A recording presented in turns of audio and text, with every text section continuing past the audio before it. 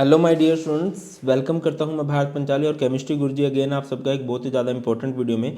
तो आज की वीडियो में हम लोग बात करने वाले हैं कि जो सीबीएसई का लेटेस्ट सैम्पल पेपर है। सीबीएसई ने 2 सैम्पल पेपर रिलीज़ किए हैं। एक महीने पहले 2 महीने पहले रिलीज़ किया था और एक अभी नया सैम्पल पेपर रिलीज 3-4 दिन पहले किया है। और ये one of the most demanded video है। इस वीडियो में हम लोग डिटेल्ड सॉल्यूशन करने वाले हैं और प्रॉपर मार्क्स डिस्ट्रीब्यूशन सीबीएसई के अकॉर्डिंग क्या रहेगी वो सीबीएसई के एग्ज़ाम पैटर्न को हम लोग समझने की कोशिश करेंगे बहुत बढ़िया तरीके से। और ये बहुत ही ज़्यादा यूजफुल वीडियो होने वाली है। एंड इसका डिटेल एनालिसिस मैं ऑलरेडी बना चुका हूँ, है ना। और जो फर्स्ट सैम्पल पेपर था उसका भी डिटेल एनालिसिस और सॉल्यूशन करवा चुका हूँ। उनके लिंक मैं आपको डिस्क्रिप्शन में दे दूंगा। अब देखिए, ये जो पेपर था मैंने पहले बोला कि ये थोड़ा सा मॉडरेट से डिफिकल्टी की तरफ था, नॉट सो इजी। केमिस्ट्री का पेपर पीसीएम में सबसे इजी होता है जब हम बोर्ड्स की बात करते हैं। आप सारे प्रीवियस ईयर क्वेश्चन करके, इंपॉर्टेंट एनसीईआरटी क्वेश्चन करके बहुत अच्छा स्कोर कर सकते हो। बट इस सैम्पल पेपर को देख के लगता है कि नहीं, आपको कंसेप्ट की बहुत अच्छी नॉलेज होनी चाहिए तभी। इवन आप बहुत सारे क्वेश्चंस को जब सर्च करने जाओगे तो कई क्वेश्चन ऐसे हैं कि आपको गूगल पे मिलने वाले नहीं हैं। तो अभी हम बोलेंगे कि हमें प्रिपरेशन का लेवल थोड़ा सा बढ़ाना चाहिए, ठीक है ना। मज़ा आने वाला है, बहुत अच्छे से देखेंगे। और मैंने देखा है कई जगह पर करवा रहे हैं भाई साहब, कोई और 2-3 साल पहले का पेपर ही नहीं पता कौन सा केमिस्ट्री का पेपर, वही डाउनलोड करके करा दिया। और बच्चे वाओ मैम ये वो, मतलब मैं कमेंट नहीं कर रहा हूँ, ठीक है, गलतियाँ सबसे हो जाती है, मैं भी इंसान हूँ, मैं भी बहुत सारी गलतियाँ करता हूँ। बट उस गलती को मान लेना, एटलीस्ट उस वीडियो को प्राइवेट कर दो यार। आप मिसगाइड कर रहे हो बच्चों को, 2 साल पुराना सैम्पल पेपर आप नया बोल के करवा रहे हो, ठीक है। और मतलब कुछ जगह ऐसा हो रहा है कि क्वेश्चन स्किप कर करके करवा रहे हैं। तो इसमें हम बहुत अच्छे से पढ़ने वाले हैं, ठीक है। आपको फील आएगी, पूरी कोशिश करूंगा कि कंसेप्ट आपको क्लियर हो जाए। बाकी अगर आपको कंसेप्ट क्लियर नहीं है तो मैं आपको ये बताऊंगा कि टेंशन लेने से नहीं, प्रिपरेशन करने से होगा, ठीक है। मैंने हर एक चैप्टर का वन शॉट करवा दिया है, प्रीवियस ईयर क्वेश्चन, एमसीक्यू, ठीक है। इंपॉर्टेंट टॉपिक्स हर साथ के साथ करा रहा हूँ। आपको नोट्स दे दिए हैं डिटेल वाले, शॉर्ट नोट्स दे दिए हैं केमिस्ट्री के हर एक चैप्टर के, चीट नोट्स दे दिए हैं, ऑर्गेनिक के फॉर्मूला शीट प्रोवाइड कर दिए फिजिकल एंड इनऑर्गेनिक की, वो लिंक भी आपको डिस्क्रिप्शन में मिल जाएंगे, ठीक है। अब क्योंकि सीबीएसई ने मुश्किल वाला सैम्पल पेपर बनाया तो हमारा ही बनता है कि हम भी सैम्पल पेपर के अकॉर्डिंग तैयारियां करें, है ना। तो तैयारियों के लिए मैं आपको पर्सनली रिकमेंड करूंगा कि आपको ज़्यादा से ज़्यादा सैम्पल पेपर लगाने चाहिए। अब आप मार्केट में एक सैम्पल पेपर लेने जाते हो तो एक सब्जेक्ट का सैम्पल पेपर आप लोग एक्सपेक्ट कर सकते हो 200 to 300, है ना। और अगर मैं आपको बोलूँ 200 to 300 में आपकी सारी तैयारी हो जाएगी। तो देखो बेटा, ये फोर्स नहीं है, इट्स ऑन यू। आप बात सुन लीजिए, 1 मिनट की बात है कि आपको 30 मोस्ट इंपॉर्टेंट सैम्पल पेपर करवाए जाएंगे पीसीएम के। Similarly 30 most important sample paper करवाए जाएंगे पीसीबी के। मतलब हर एक सब्जेक्ट का के 10 सैम्पल पेपर होंगे, ठीक है। बढ़िया से डिस्कशन करेंगे, मतलब ऐसे नहीं कि सिर्फ पीडीएफ होगी। मतलब हम आपको पढ़ाने वाले हैं, ये टीम है जिसमें physics, chemistry, maths, similarly bio निकेतन हम कवर कर रहे होंगे। आपकी बेस्ट प्रिपरेशन करवा दी जाएगी और साथ के साथ मोटिवेट किया जाएगा। और आप मेरी मेंटरशिप के अंदर पढ़ने वाले हो, मतलब पर्सनल टेलीग्राम चैनल होंगे जिसमें आपके डाउट्स डिस्कस किए जाएंगे और आप लोग मुझसे बात कर सकते हो क्लासेस के अंदर कि सर यहाँ प्रॉब्लम आ रही है, वहाँ प्रॉब्लम आ रही है, और जो भी आपके प्रॉब्लम्स होगी वो क्लियर की जाएंगी, पूरी कोशिश ये की जाएगी।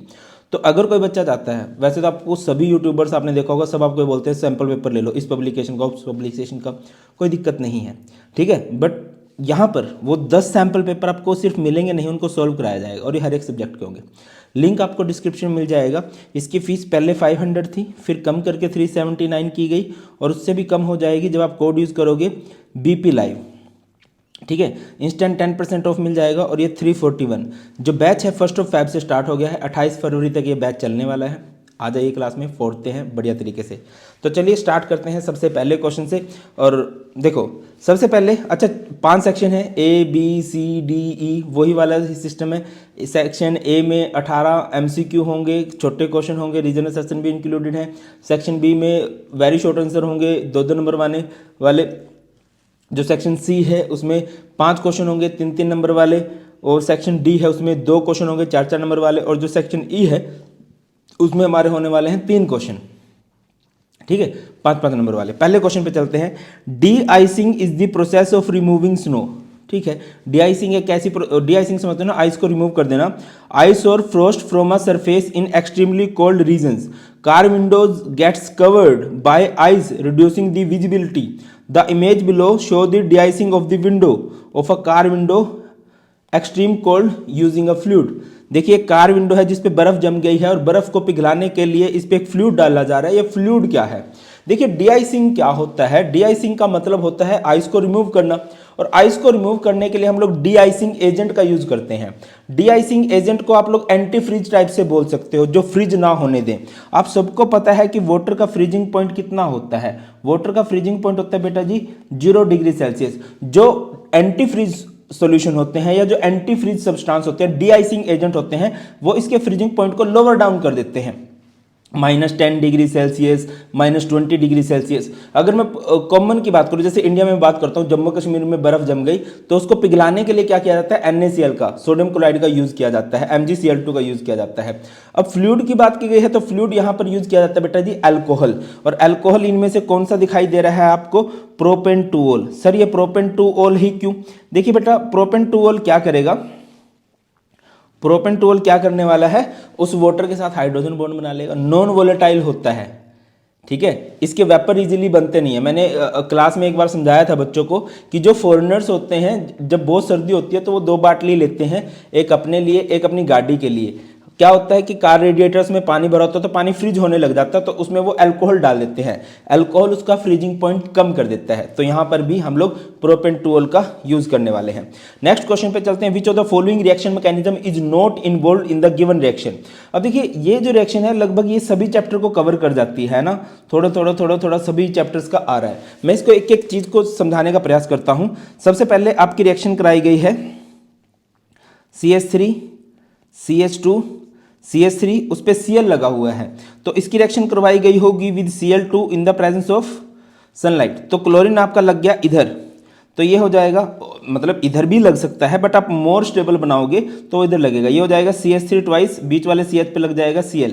This reaction is known as free radical substitution. क्या बोलते हैं इसको, फ्री रेडिकल सब्सटीट्यूशन। फिर आप लोग इसकी रिएक्शन करवाओगे KCN के साथ, हैलोल्केन है, जब आप इसकी रिएक्शन KCN के साथ करवाओगे तो क्या हो जाएगा, यहां पर आपका आ जाएगा Cn, है ना। तो बेटा जी ये क्या हो जाएगा, CH3 ट्वाइस CH और ये Cn, है ना, न्यूक्लियोफिलिक सब्स्टिट्यूशन। अच्छा Cn एक खास तरह का न्यूक्लियोफाइल है, आप बताना कौन सा खास तरह का न्यूक्लियोफाइल है। Cn जैसा एक NCB होता है, इनको क्या बोलते हैं, ठीक है। Cn में तो चलो, KCN में तो इसने C की तरफ से अटैक किया है, AgCN में ये N की तरफ से अटैक करता है। इस तरह के न्यूक्लियोफाइल को क्या बोलते हैं, कमेंट सेक्शन में बता देना, देख लेते हैं आपकी नॉलेज कितनी है, ठीक है। यहां पर कौन सी रिएक्शन हुई है बेटा, न्यूक्लियोफिलिक सब्स्टिट्यूशन रिएक्शन। तो 2 रिएक्शन तो आपकी हो गई, है ना, फ्री रेडिकल भी हो गई, न्यूक्लियोफिलिक भी हो गई। फिर आप लोग इसकी क्या कर देते हो, देखिए यहां पर अगर आप इस ऑप्शन में देखो बेटा जी, आपके पास क्या बना हुआ है, अमाइन बना हुआ है। अमाइन के लिए आप लोग इसकी रिएक्शन कराओगे 4H के साथ, और 4H के लिए आप लोग इसको ट्रीट करोगे विद LiAlH4 के साथ। तो क्या हो जाएगा यहां पर CH3 CH2, ओके गलत लिख दिया, ये CH3 ट्वाइस CH और यहां पर CH2 NH2, ठीक है। इसके बाद यहां पर COCH3 है। अच्छा ये कौन सी हुई है, एडिशन रिएक्शन हुई है, और हाइड्रोजन जोड़े हैं, आप लोग इसे रिडक्शन भी कह सकते हो। फिर आप लोग इसकी रिएक्शन किसके साथ करवा सकते हो बेटा, यहां पर आप लोग इसकी एसाइलेशन करवा सकते हो, इसकी रिएक्शन करा सकते हो Cl C double bond O CH3 के साथ। तो यहां से क्या हो जाएगा, ये H और ये Cl बाहर निकल जाएंगे, तो बाहर क्या निकल जाएगा बेटा जी आपका HCl, और यहां पर क्या बच जाएगा CH3 twice CH CH2 NH और यहां पर C double bond O CH3, ठीक है ना, इस तरह से। तो यहां पर कौन सी रिएक्शन हुई है, आपका HCl बाहर निकला है, एलिमिनेशन हुई है, और यहां पर एडिशन भी हुआ है, तो न्यूक्लियोफिलिक एडिशन, एलिमिनेशन हुई है। तो कौन सी रिएक्शन हो ही नहीं पाई यहां पर, अगर आप नोटिस करो बेटा जी, आपकी एलिमिनेशन रिएक्शन हो ही नहीं पाई है, ठीक है। यहां पर देखिए एलिमिनेशन तो हुआ है, HCl ग्रुप तो बाहर निकला भी है, यहां पर C डबल बॉन्ड और CH3 ग्रुप भी जुड़ा है, तो न्यूक्लियोफिलिक एडिशन, एलिमिनेशन हुई है, प्रॉपर एलिमिनेशन रिएक्शन, सिर्फ एलिमिनेशन रिएक्शन यहां पर नहीं हो पाई है, तो राइट आंसर था एलिमिनेशन। क्लियर है। अच्छा एक जरूरी बात शायद मैं बताना भूल गया कि इस लेक्चर के नोट्स आपको टेलीग्राम चैनल पे मिल जाएंगे, और टेलीग्राम चैनल है भारत पंचाल सर के नाम से। चलो आगे बढ़ते हैं। नेक्स्ट है the graph below shows the observed standard electrode potential of some transition metals, है ना, कुछ ट्रांजिशन मेटल्स का डाटा आपको दे रखा है। तो भाई ये डाटा कहना क्या चाह रहा है वो इनकी बात पे समझने लेते हैं। ये बेटा जी आपको इलेक्ट्रोड पोटेंशियल दे रखा है ना, स्टैंडर्ड इलेक्ट्रोड पोटेंशियल दे रखा है कुछ मेटल्स के लिए, ठीक है। अब सॉरी, तो अगर आप नोटिस करते हो 3D सीरीज का जो स्टैंडर्ड इलेक्ट्रोड पोटेंशियल दे रखा है, 3D सीरीज में सिर्फ एक ही मेटल है जिसकी वैल्यू पॉजिटिव होती है और वो होती है कॉपर। ठीक है, अब आपको कुछ वैल्यूज, कुछ रिएक्शंस आपको दे रखी हैं। आपसे पूछा गया है which of the following reaction can be predicted based on the graph below above. ये ग्राफ जो ऊपर दे रखा है इनमें से कौन सी रिएक्शन हो सकती है। देखो मैं एक सिंपल सी बात बता दे रहा हूं आपको कि क्या होगा। एक नोट लिख लीजिए, और वैसे तो मैंने डीएनए ब्लॉक में करवाया भी हुआ है। If a metal have negative value of standard reduction potential, या फिर आप इसे स्टैंडर्ड इलेक्ट्रोड पोटेंशियल भी बोल सकते हो, स्टैंडर्ड इलेक्ट्रोड पोटेंशियल भी बोल सकते हो, give H2 gas on reacting with acid, कि अगर कोई मेटल है और उसका इलेक्ट्रोड पोटेंशियल नेगेटिव में है, जब वो नेगेटिव इलेक्ट्रोड पोटेंशियल वाली मेटल एसिड के साथ रिएक्शन करती है तो हाइड्रोजन गैस रिलीज होती है। ठीक है ना, हाइड्रोजन गैस रिलीज होती है। और अगर किसी की वैल्यू पॉजिटिव होगी तो वहां पर हाइड्रोजन गैस रिलीज नहीं होगी। यहां पर एक ही मेटल है जिसकी वैल्यू पॉजिटिव है, दैट इज कॉपर। तो कॉपर के साथ कभी भी वैल्यू हाइड्रोजन गैस रिलीज नहीं होती है। तो कौन सी रिएक्शन तो यहां पर हो ही नहीं सकती, ये वाली रिएक्शन तो हो ही नहीं सकती, क्योंकि इसमें हाइड्रोजन गैस रिलीज हो रही है। तो आप लोग लिख सकते हो that it is not possible. अब अगर आप नीचे वाली दोनों रिएक्शन देखते हो, ध्यान से देखिए इसको, CuO में अगर आप कॉपर की ऑक्सीडेशन स्टेट निकाल लोगे, कॉपर को X मान लोगे, ऑक्सीजन पे -2 होता है इक्वल टू में 0, तो यहाँ पर X इक्वल टू +2 आ जाएगा। और CuCl2 पे कितना चार्ज हो रहा है, +2 हो रहा है। तो मतलब इसकी ऑक्सीडेशन स्टेट +2 से +2 रही। कौन सी रिएक्शन हुई है भैया, ऑक्सीडेशन स्टेट तो कुछ चेंज होनी चाहिए, इधर कोई चेंज ही नहीं आया। इधर देखो Cu की ऑक्सीडेशन स्टेट +2 है, इधर अगर आप देखते हो तो Cu की ऑक्सीडेशन स्टेट +2 है, तो यहाँ पर भी +2 है, यहाँ पर भी +2 है, इसमें भी यहाँ पर +2 है, यहाँ पर +2 है, तो ये दोनों भी नॉट पॉसिबल। ऊपर वाली पॉसिबल क्यों नहीं है, क्योंकि इसमें हाइड्रोजन गैस रिलीज हो रही है। नीचे वाली पॉसिबल क्यों नहीं है, क्योंकि ऑक्सीडेशन स्टेट में कोई चेंज नहीं आ रहा है। तो यहाँ पर कौन सी रिएक्शन पॉसिबल है बेटा जी, ये वाली रिएक्शन यहाँ पर आपको पॉसिबल देखने को मिलेगी। Cu को जब H2SO4, ये NCERT में भी गिवन है, गिव CuSO4 + SO2 + 2H2O, ये वाली रिएक्शन इधर पॉसिबल है। नेक्स्ट चलते हैं, Kamlesh was conducting an experiment. Kamlesh याद है ना, भोपाल से आया हूँ भाग के, सुलोचन पीता हूँ, एक मीम बड़ा चला था, शायद तुमने देखा हो, पता नहीं देखा, नहीं देखा तो अच्छी बात है, मतलब मीम वगैरह मत देखा करो, ठीक है ना। दो चीज़ें हमेशा बॉयकॉट कर दो, बॉलीवुड की फिल्में और फालतू के मीम्स नहीं, मीम्स देख लिया करो, मजा आता है, रील्स वगैरह मत देखा करो अभी एग्जाम टाइम में। Kamlesh was conducting an experiment to figure out the rate equation of the following reaction, 2NO + O2 gives 2NO2।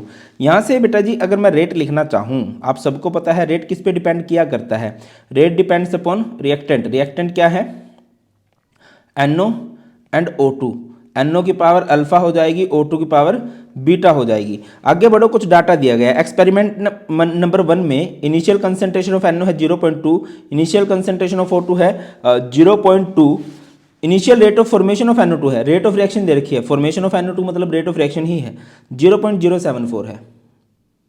ठीक है, अब ठीक है, अगली केस में NO 0.2 है और ये जो इनिशियल O2 है ये 0.4 कर दिया, मतलब आपने कंसंट्रेशन ऑफ O2 बढ़ा दी है। तो आप नोटिस कर पा रहे हो रेट ऑफ रिएक्शन भी बढ़ गई है, ये 0.074 से 0.15 हो गया है।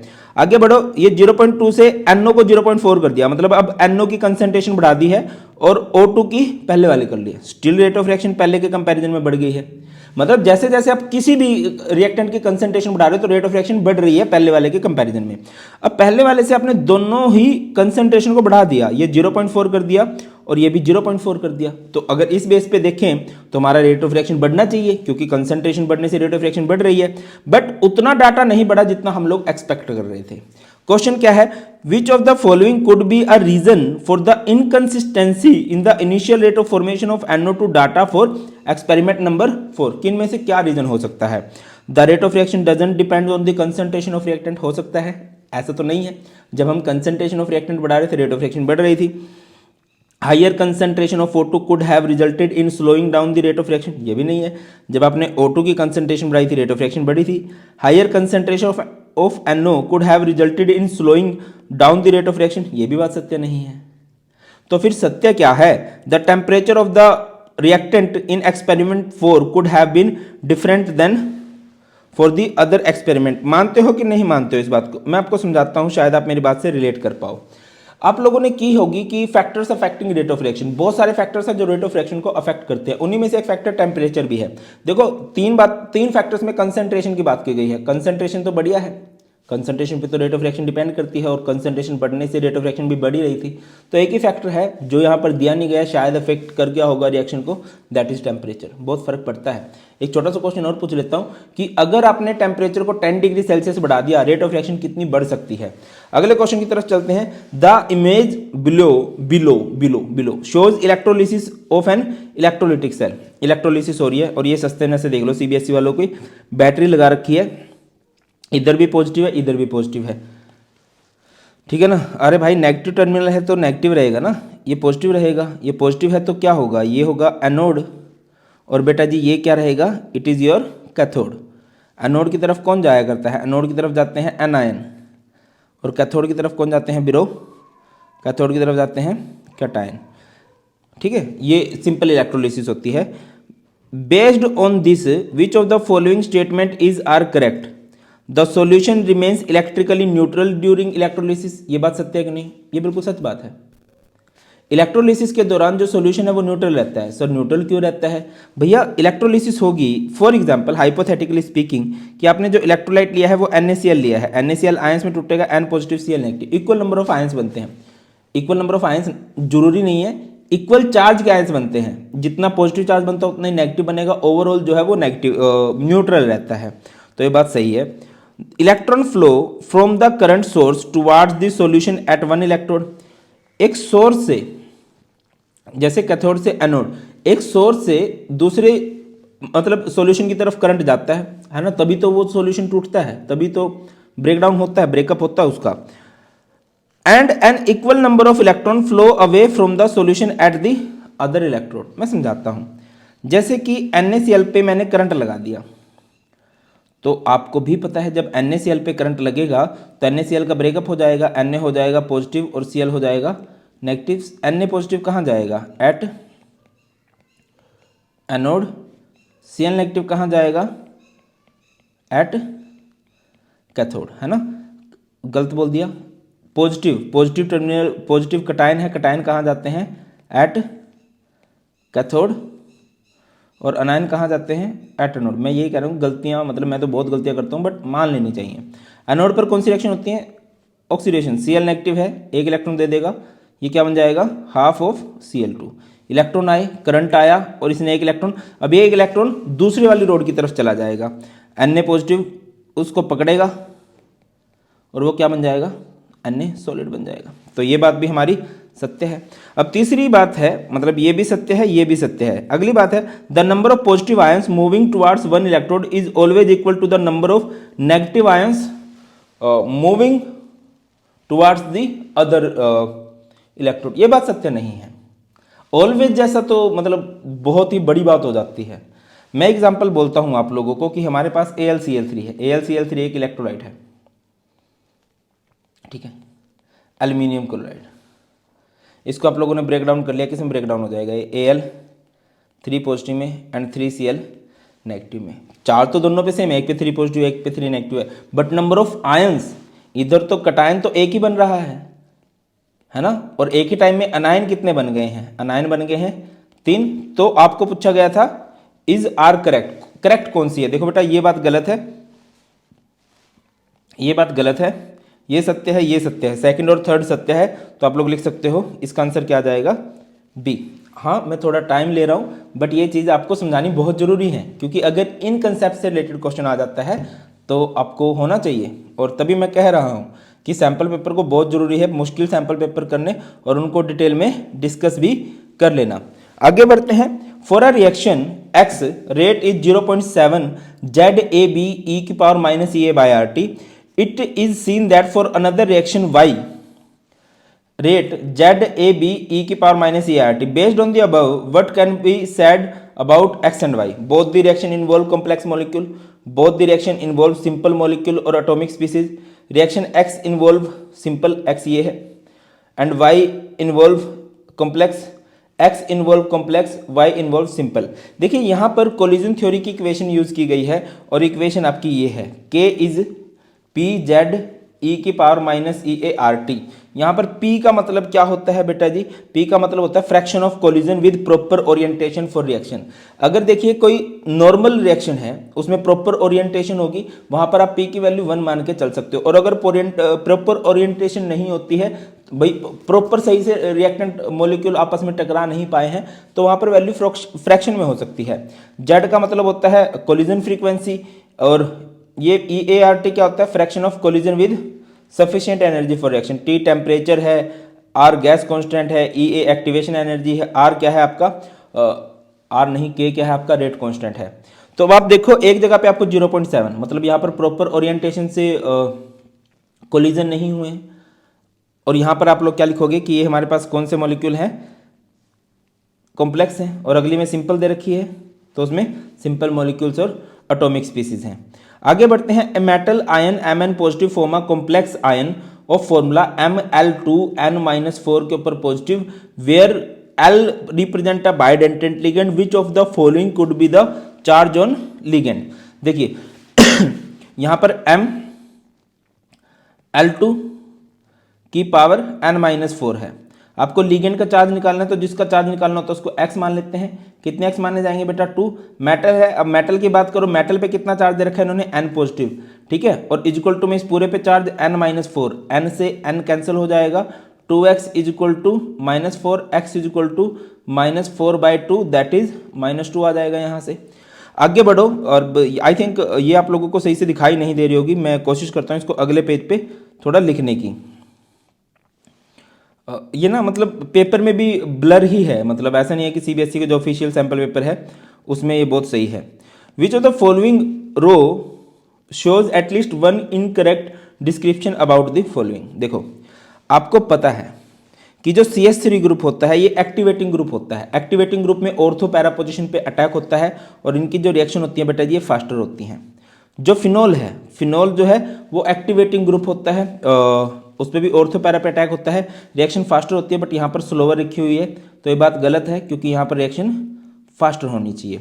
आगे बढ़ते हैं। जो हमारे पास NO2 ग्रुप है, जो हमारे पास COOH ग्रुप है, उनकी नाइट्रेशन की गई है, इलेक्ट्रोफिलिक सब्स्टिट्यूशन की गई है। ये दोनों डीएक्टिवेटिंग ग्रुप होते हैं। डीएक्टिवेटिंग ग्रुप पे इलेक्ट्रोफिलिक सब्स्टिट्यूशन उतनी अच्छे से नहीं हो पाती है। बहुत अच्छे से ये कंसेप्ट मैंने बेसिक ऑफ ऑर्गेनिक में करवाया हुआ है, चाहो तो देख सकते हो। तो मतलब कौन अच्छे से करता है इलेक्ट्रोफिलिक सब्स्टिट्यूशन, तो इसकी रिएक्शन जो रहती हैं ये नेगेटिव रेजोनेंस शो करने वाले हैं, ये पॉजिटिव रेजोनेंस शो करने वाले हैं जो एक्टिवेटिंग ग्रुप होते हैं, तो इन पे रिएक्शन फास्टर होती है। और यहाँ पर रिएक्शन जो होती है वो, अब यहाँ पर इसने फास्टर दे रखा है जबकि ये गलत है, तो यहाँ पर रिएक्शन क्या होनी चाहिए? स्लोवर, और यहाँ पर ये बात सही है कि स्लोवर होती है। तो जो B और C है वो गलत दे रखा है आपको। अब ऑप्शन पे चलो, किस में गलत दे रखी हैं अभी बातें? B एंड C में। अगला क्वेश्चन है, the rate constant for a reaction at 400 kelvin, दो टेम्परेचर पे दे रखा है। 400 केल्विन, 600 केल्विन, आर बहुत ज्यादा केमिकल काइनेटिक्स से प्यार हो गया है मुझे लग रहा है। वो कमलेश वाला एक्सपेरिमेंट आ गया था, फिर PZ वाला आ गया, अब ये आ गया। डाटा दे रखा है 5 × 10⁻³ पर सेकेंड, 8 × 10⁻³ पर सेकेंड। What extra piece of information is needed to calculate the value of A। Frequency factor निकालना है आपको। K का फॉर्मूला पता है, K इज A e⁻⁻ अब देखो आपको K दे रखा है, सही है सर, K तो दे रखा है। टेम्परेचर दे रखे हैं, A की वैल्यू निकालनी है, R तो गैस कांस्टेंट होता है। तो अगर मैं इसको देखूं तो इनको एक्टिवेशन एनर्जी दे देनी चाहिए थी। एक्टिवेशन एनर्जी दे देते तो बहुत इजीली रिएक्शन हो जाती, बट अगर एक्टिवेशन एनर्जी नहीं दे रखी है तो क्या ये रिएक्शन नहीं होगी क्या बिरादर? ऐसा नहीं है, ये रिएक्शन तब भी हो जाएगी। सर कैसे बोल रहे हो? यहां पर हम आर्हेनियस इक्वेशन लगाएंगे। कौन से वाली? याद होगा, log K2/K1 = EA/2.303 R 2.303 R, और ये T2 - T1/T1 × T2। अच्छा, एक पर्सनल मुझे ऐसा लगता है कि इतना मुश्किल पेपर सच में आने वाला नहीं है, बट वो कहते हैं ना, एक बड़ी फेमस कहावत है, hope for the best be ready for the worst, है ना। जब जंग में जा रहे हैं तो औजार मजबूत करके लेके जाने चाहिए, ठीक है। हम मान के चलेंगे कोच मतलब कि हमारा पेपर जो है वो इजी आने वाला है, बट हम जो तैयारी करने वाले हैं बेटा जी वो बहुत मुश्किल के लिए करने वाले हैं। बहुत मुश्किल के लिए हम लोग तैयारी करेंगे, तभी आप लोग थोड़ा एक्सपेक्ट कर सकते हो कि हाँ यार अच्छी तैयारी हो गई है। चलो, तो यहाँ से आप ई ए की वैल्यू निकाल सकते हो। इन्होंने दी होती तो अच्छी बात है, बट अगर नहीं भी दी होती तब भी आप निकाल, अरे भाई आर्हेनियस इक्वेशन से ई ए निकालना ही तो सीखते हैं, बहुत अच्छे से यही तो चीज़ सिखाई है आपको। तो सही है सर, बहुत सही बोल रहे हो सर आप। अच्छा, according to Arrhenius equation rate constant is given by what extra piece of information, order of reaction पता होना चाहिए, एक्टिवेशन एनर्जी होती तो अच्छी बात है, initial concentration, no extra information is needed, A can be calculated with the information given below. अच्छा, मैंने साथ में आंसर भी चिपका रखे हैं। रीजन बिहाइंड दिस कि पीडीएफ आप लोगों को पहुंचनी है, ठीक है, आप लोग क्रॉस वेरीफाई भी कर सको। हाँ, मैं डिटेल में एक एक चीज़ बताता जा रहा हूँ कि हाँ यार ये ऐसे है। अगला क्वेश्चन है, the compound CONH3 5Cl is isomeric with CONH3 5SO4Cl। Comment section में बता देना कि यहाँ पर कौन सा आइसोमर है, मजा आ जाएगा। विच ऑफ द फॉलोइंग रोज, और मैं बार बार इसलिए पूछ रहा हूँ सो दैट मुझे पता चले कि हाँ यार अगर क्वेश्चन घुमा फिरा के भी आ जाए तुम्हारा कितनी तैयारी है। Which of the following rows correctly represent the oxidation state of cobalt in this compound. तो ऑक्सीडेशन स्टेट निकाल लेना मेरे भाई,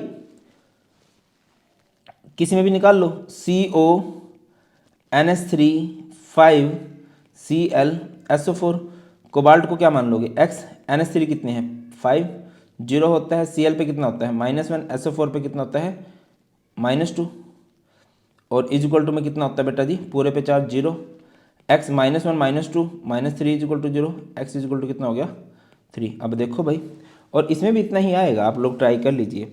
तो इसमें दे रखा है दोनों के लिए सही, ठीक है ना, तो ऑप्शन डी करेक्ट होगा।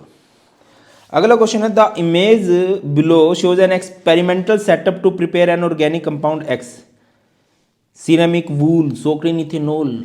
एक ऊन है जिसमें इथेनॉल को इथेनॉल को में डुबो दी है, वो गर्म किया in the presence of catalyst aluminium oxide. यहाँ पर क्या मिल रहा होगा, इथेनॉल है। इथेनॉल किसे कहते हैं CH3, ठीक है, CH2OH।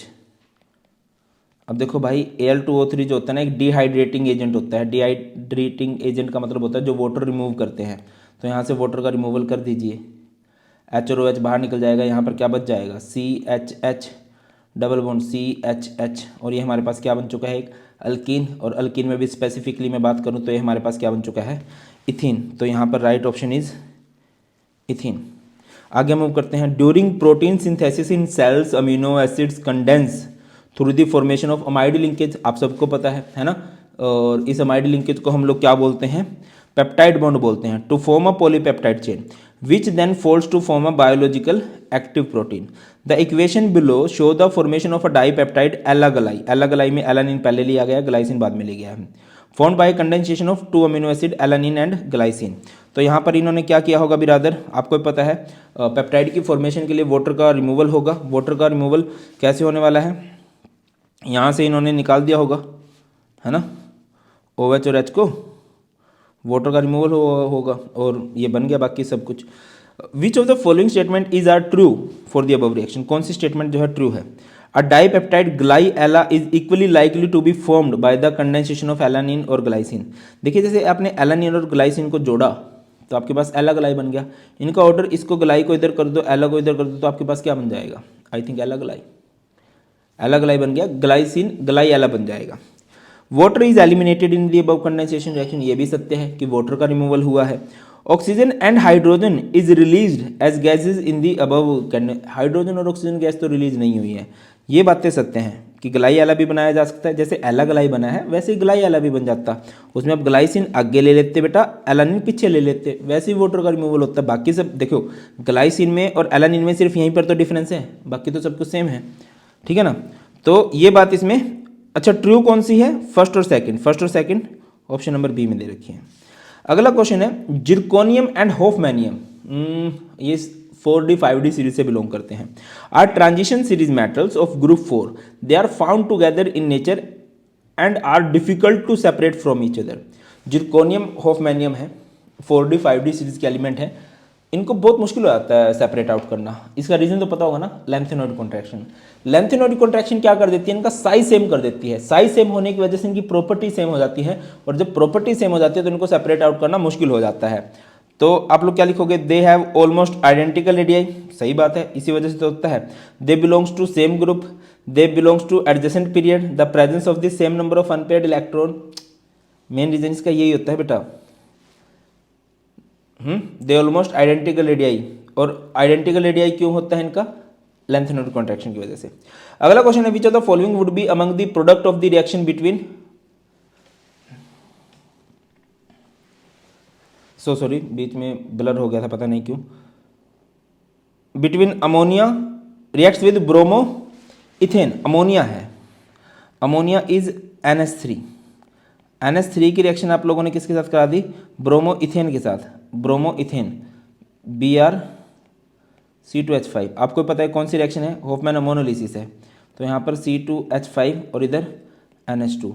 फिर आप लोग इसकी रिएक्शन किसके साथ कर दोगे, ब्रोमो इथेन के साथ, तो अगेन ये चीज़ बाहर निकल जाएगी, ये बन जाएगा C2H5NH, C2H5। फिर दोबारा से आप लोग इसकी रिएक्शन करा दोगे ब्रोमो इथेन के साथ,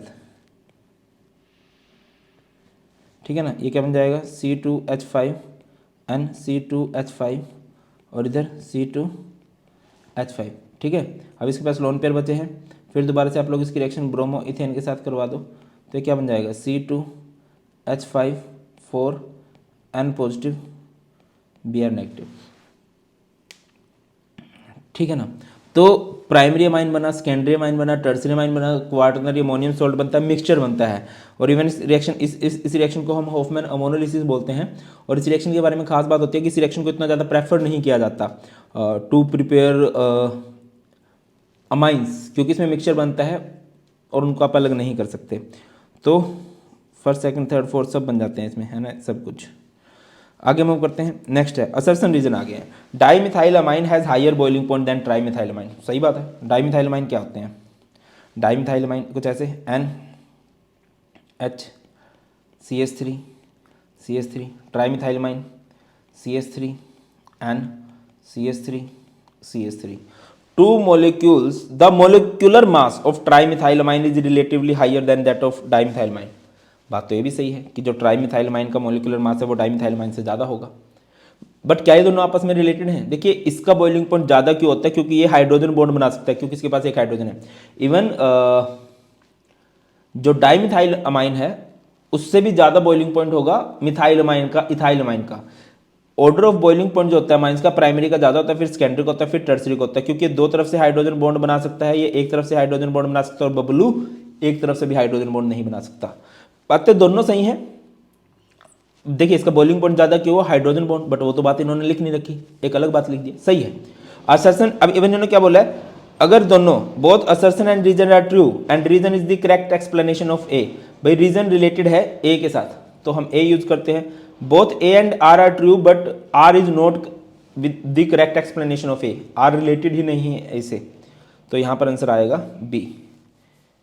अगले क्वेश्चन पे आ जाओ। A silver mirror can be created as the wall of a test tube using ethanal. आप सबको पता है इथेनल, इथेनल क्या होता है, CH3C OH। जब हम इसका कौन सा टेस्ट करते हैं बेटा, टोलेंस रिएजेंट टेस्ट करते हैं।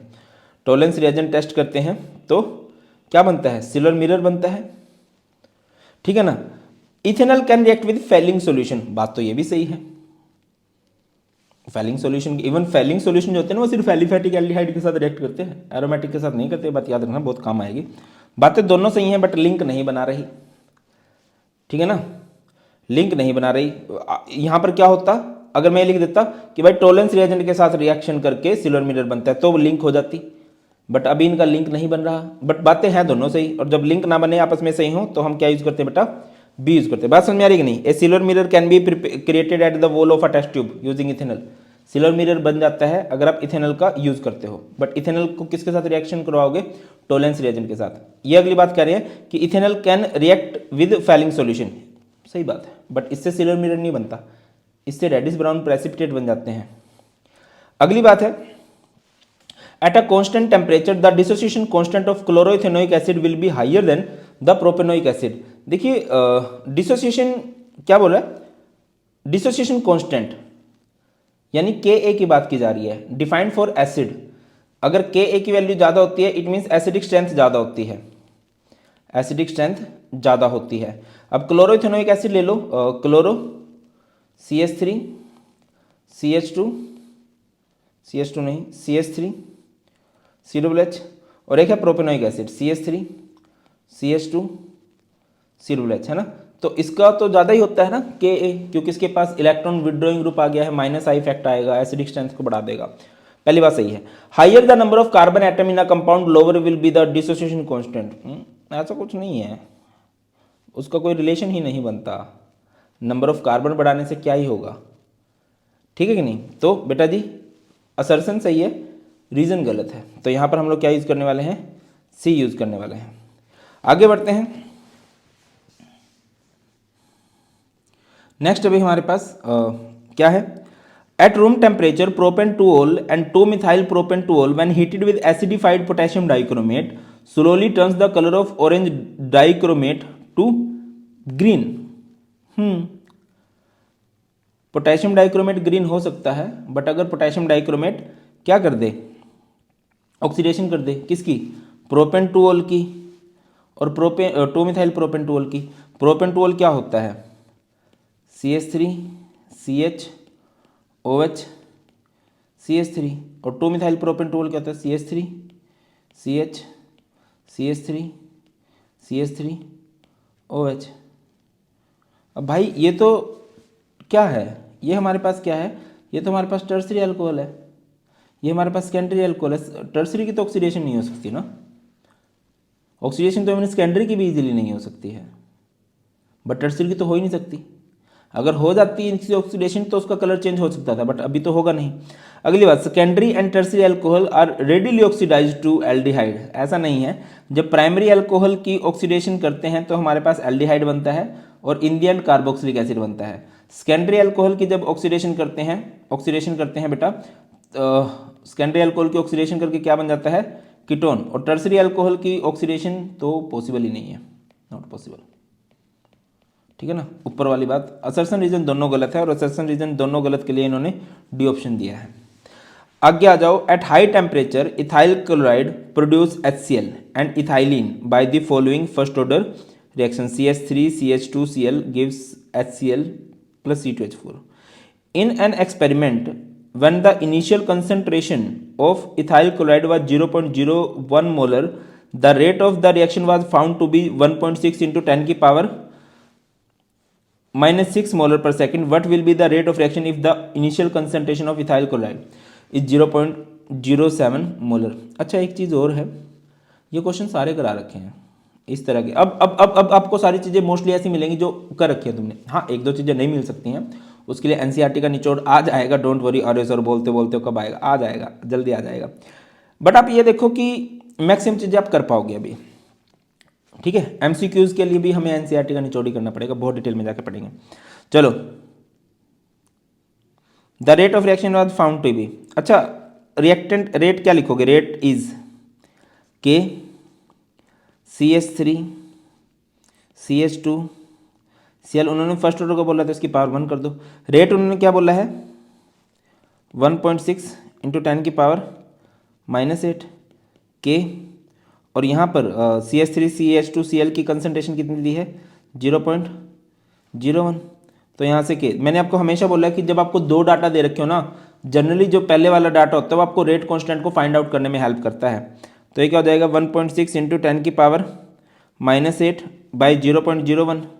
0.01 को मैं क्या लिख सकता हूँ अगर लिखना चाहूँ तो, 10 की पावर -2 कैंसिल हो जाएगा, यहाँ पर 10 की पावर -6 बचेगा। तो के कितना आ जाएगा, 1.6 इंटू 10 की पावर -6। अगली बात ये क्या कह रहा है, what will be the rate of reaction if the initial concentration of ethyl chloride is 0.07। तो आपको पता है रेट क्या लिखोगे, रेट इज इक्वल टू के, यहाँ पर CH3 CH2 Cl, है ना। तो K कितना है, 1.6 इंटू 10 की पावर -6, और कंसंट्रेशन ऑफ रिएक्टेंट है 0.07। कर लेना, कमेंट सेक्शन में आंसर बता देना मल्टीप्लाई करके। Pineapple contains a protease enzyme, pineapple खाते हो ना, पपाया, पपाया नहीं होता, अनानास बोलते हैं उसको, है ना। Contains a protease enzyme that break down the protein, जो प्रोटीन को तोड़ देता है। If you try to make a jelly with fresh chunks of pineapple the jelly won't set but it would set if you use can pineapple, explain. Question को समझते हैं। तुम गए, पाइनएप्पल का पौधा देखा, मैंने नहीं देखा, शायद तुमने देखा होगा, बता देना, नहीं देखा है तो देखा तब भी। तो आप लोग उसको लाओगे, उसका रस निकालोगे और उसकी जेली बनाने की कोशिश करोगे तो जेली नहीं बनेगी। बट अगर मैं कैंड पाइनएप्पल लेके आऊँ, कैंड पाइनएप्पल क्या होता है? बंद डब्बे वाले, बंद डब्बे वाले पाइनएप्पल जो होते हैं उनकी जेली बन जाती है। क्यों? अब वैसे तो इन्होंने आंसर खुद ही दे दिया है, हम उस बात को सॉरी आगे एक्सप्लेन करेंगे। देखिए, fresh pineapple contain enzyme which break down protein molecule in liquid that would turn into jelly. जो फ्रेश पाइनएप्पल होता है उसके अंदर एंजाइम्स होते हैं जो प्रोटीन के मॉलिक्यूल को तोड़ देता है। एंजाइम का काम तोड़ने का होता है, ब्रेकअप करवाने का होता है। एक लिक्विड में तोड़ देता है और वो लिक्विड जो है वो जेली में कन्वर्ट हो जाता है। सर आपने तो बता था जेली में कन्वर्ट नहीं होगा, सुनो तो जरा। मेकिंग देम स्मॉलर, और छोटे छोटे पीस हो जाते हैं। सो दे कांट टेंगल अप, वो फिर जुड़ नहीं पाएंगे। विच स्टॉप्स दी जेली सेटिंग, जो जेली की सेटिंग हो रही थी, जेली सेटअप बोल रहे थे ना, जेली बन रही है, सेटअप हो रहा है, वो नहीं हो पाता। In a canned pineapple due to a change in temperature, जो कैंड पाइनएप्पल होते हैं बंद डब्बे में जो आते हैं, ऑब्वियसली बड़े सारे चेंजेस करके लाए गए होते हैं। The protease enzyme becomes inactivated, मर जाते हैं वो एंजाइम,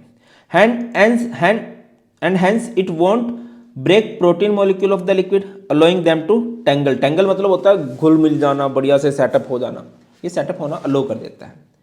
उधर एंजाइम है जो उसको छोटे छोटे पार्ट में तोड़ता रहता है उस लिक्विड को। क्लियर है?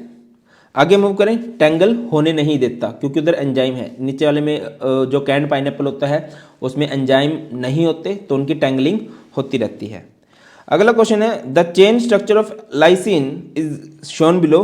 Based on the structure lysine is acidic, basic, neutral, overall, explain. देखिए बेटा, ये एक बेसिक ग्रुप है, ये एक बेसिक ग्रुप है, ये एक एसिडिक ग्रुप है।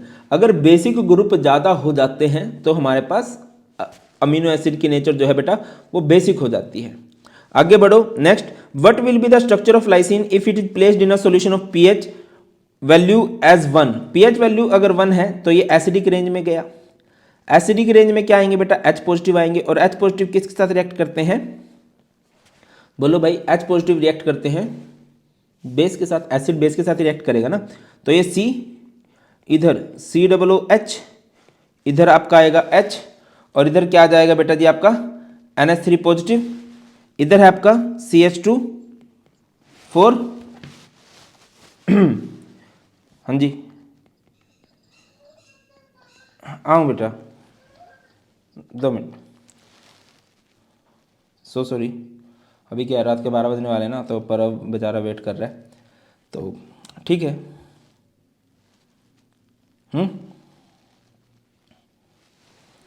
तो यहाँ पर ये किस फॉर्म में एग्जिस्ट करेगा? कटायन के फॉर्म में एग्जिस्ट करेगा। देखिए, आपको शायद पता हो अमीनो एसिड जो होते हैं एम्फोटेरिक नेचर के होते हैं, वो ड्यूटेरिक आयन की फॉर्म में एग्जिस्ट करते हैं। वहाँ पर पॉजिटिव पोर्शन भी होता है, नेगेटिव पोर्शन भी होता है। बट अगर हम उसको एसिडिक या बेसिक रेंज में लेके चले जाते हैं तो वो या तो कटायन, देखिए एसिडिक में डालोगे तो वो कटायन की फॉर्म में आ जाते हैं, और अगर बेस में डालोगे तो वो अनायन की फॉर्म में आ जाते हैं। क्लियर है? आगे मूव करते हैं। नेक्स्ट क्वेश्चन है, 2 bromo octane react with alcoholic NaOH। 2 bromo octane ये रहा कि रिएक्शन करवाई गई है NaOH के साथ टू गिव कुछ इस तरह से। आपको दिखाई दे रहा होगा ये हमारा ग्रुप है, लिविंग ग्रुप, बट जो आपका OH है वो इसकी बैक साइड में लगा हुआ है। इसे वाल्डन इन्वर्जन बोलते हैं, बैक साइड में लग गया। Identify the type of substitution reaction mechanism, justify your answer. Inversion हुई है तो यहाँ पर SN2। What effect will it have on the rate of the reaction if the concentration of NaH reduced by half, the concentration of 2 bromo octane is reduced by half। Simple सी बात समझाता हूं भाई, तुम्हें समझ में शायद मेरी बात आ जाएगी। जो SN2 रिएक्शंस होती हैं उनका जो रेट होता है वो दोनों पे डिपेंड करता है, एल्काइल हैलाइड पे भी डिपेंड करता है और न्यूक्लियोफाइल पे भी डिपेंड करता है। जब दोनों पे डिपेंड करेगा तो दोनों का इक्वल रोल है। अगर आपने इसकी कंसंट्रेशन हाफ कर दी तो इसके रिस्पेक्ट में भी हाफ हो जाएगा। अगर इसकी देखो SN1 रिएक्शन में सिर्फ एल्काइल हैलाइड पे रेट डिपेंड करता है, तो न्यूक्लियोफाइल का रोल नहीं होता। एल्काइल हैलाइड कम ज्यादा करोगे तो रेट कम ज्यादा होगी, बट SN2 में तो दोनों का रोल होता है। अगर इसकी कंसंट्रेशन करोगे तब भी रेट कम हो जाएगी, इसकी कंसंट्रेशन करोगे तब भी।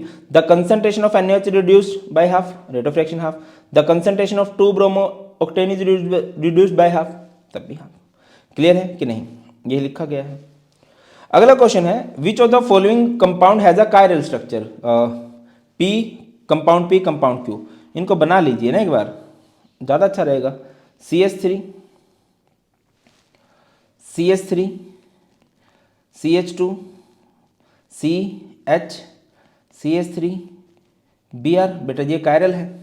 इधर आ जाओ, CHO C OH H CH2OH, again ये भी कायरल है। कायरल समझते हो ना किसे कहते हैं, in which all 4 bonds are with different group, जिसमें चारों बॉन्ड जो है वो डिफरेंट ग्रुप के साथ होंगे।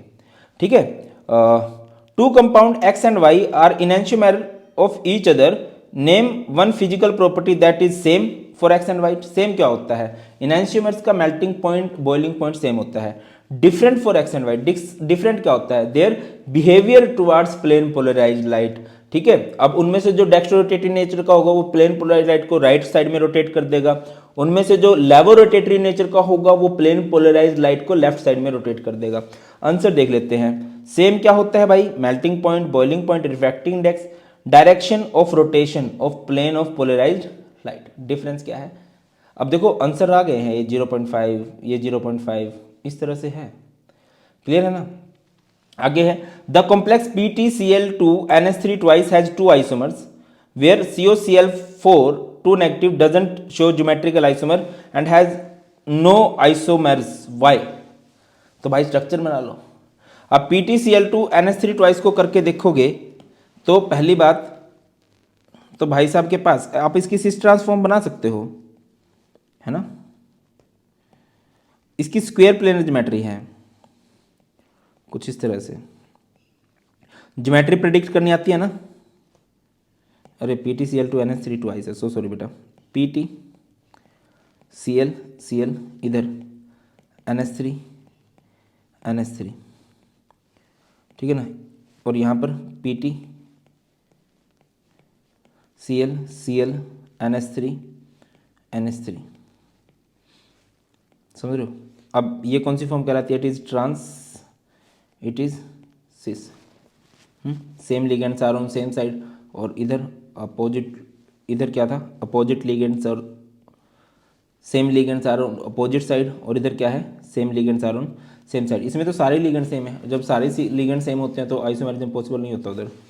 अच्छा अगला है, when NaOH solution is added to aqueous copper sulphate solution, aqueous भरपूर मात्रा में पानी है, hydroxide ion displace water molecule forming a pale blue precipitate. Okay, if excess ammonia is now added water molecule hydroxide ions are exchanged by ammonia molecule forming a deep blue। अच्छा pale blue, deep blue, ये ना ligands वाला concept आ जाता है कि उधर कैसे कैसे लिगेंड्स प्रेजेंट हैं। मैं समझाता हूँ। पहली तो बात कॉपर सल्फेट है, कॉपर सल्फेट यानी Cu2 पॉजिटिव है, ठीक है ना। NaOH सॉल्यूशन ऐड कर दिया, NaOH सॉल्यूशन से इसके पास क्या आएंगे, OH नेगेटिव आएंगे, ये क्या बन जाएगा CuOH ट्वाइस। ठीक है, इसके बाद ये क्या कह रहा है,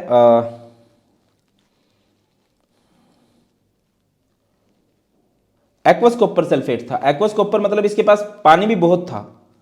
एक्वस का मतलब क्या होता है बेटा, जिसके पास पानी भी बहुत है ऑलरेडी। तो OH तो आ ही गए हैं, यहां पर आप लोग इसको ऐसे लिख सकते हो CuH2O4 OH ट्वाइस। ठीक है ना।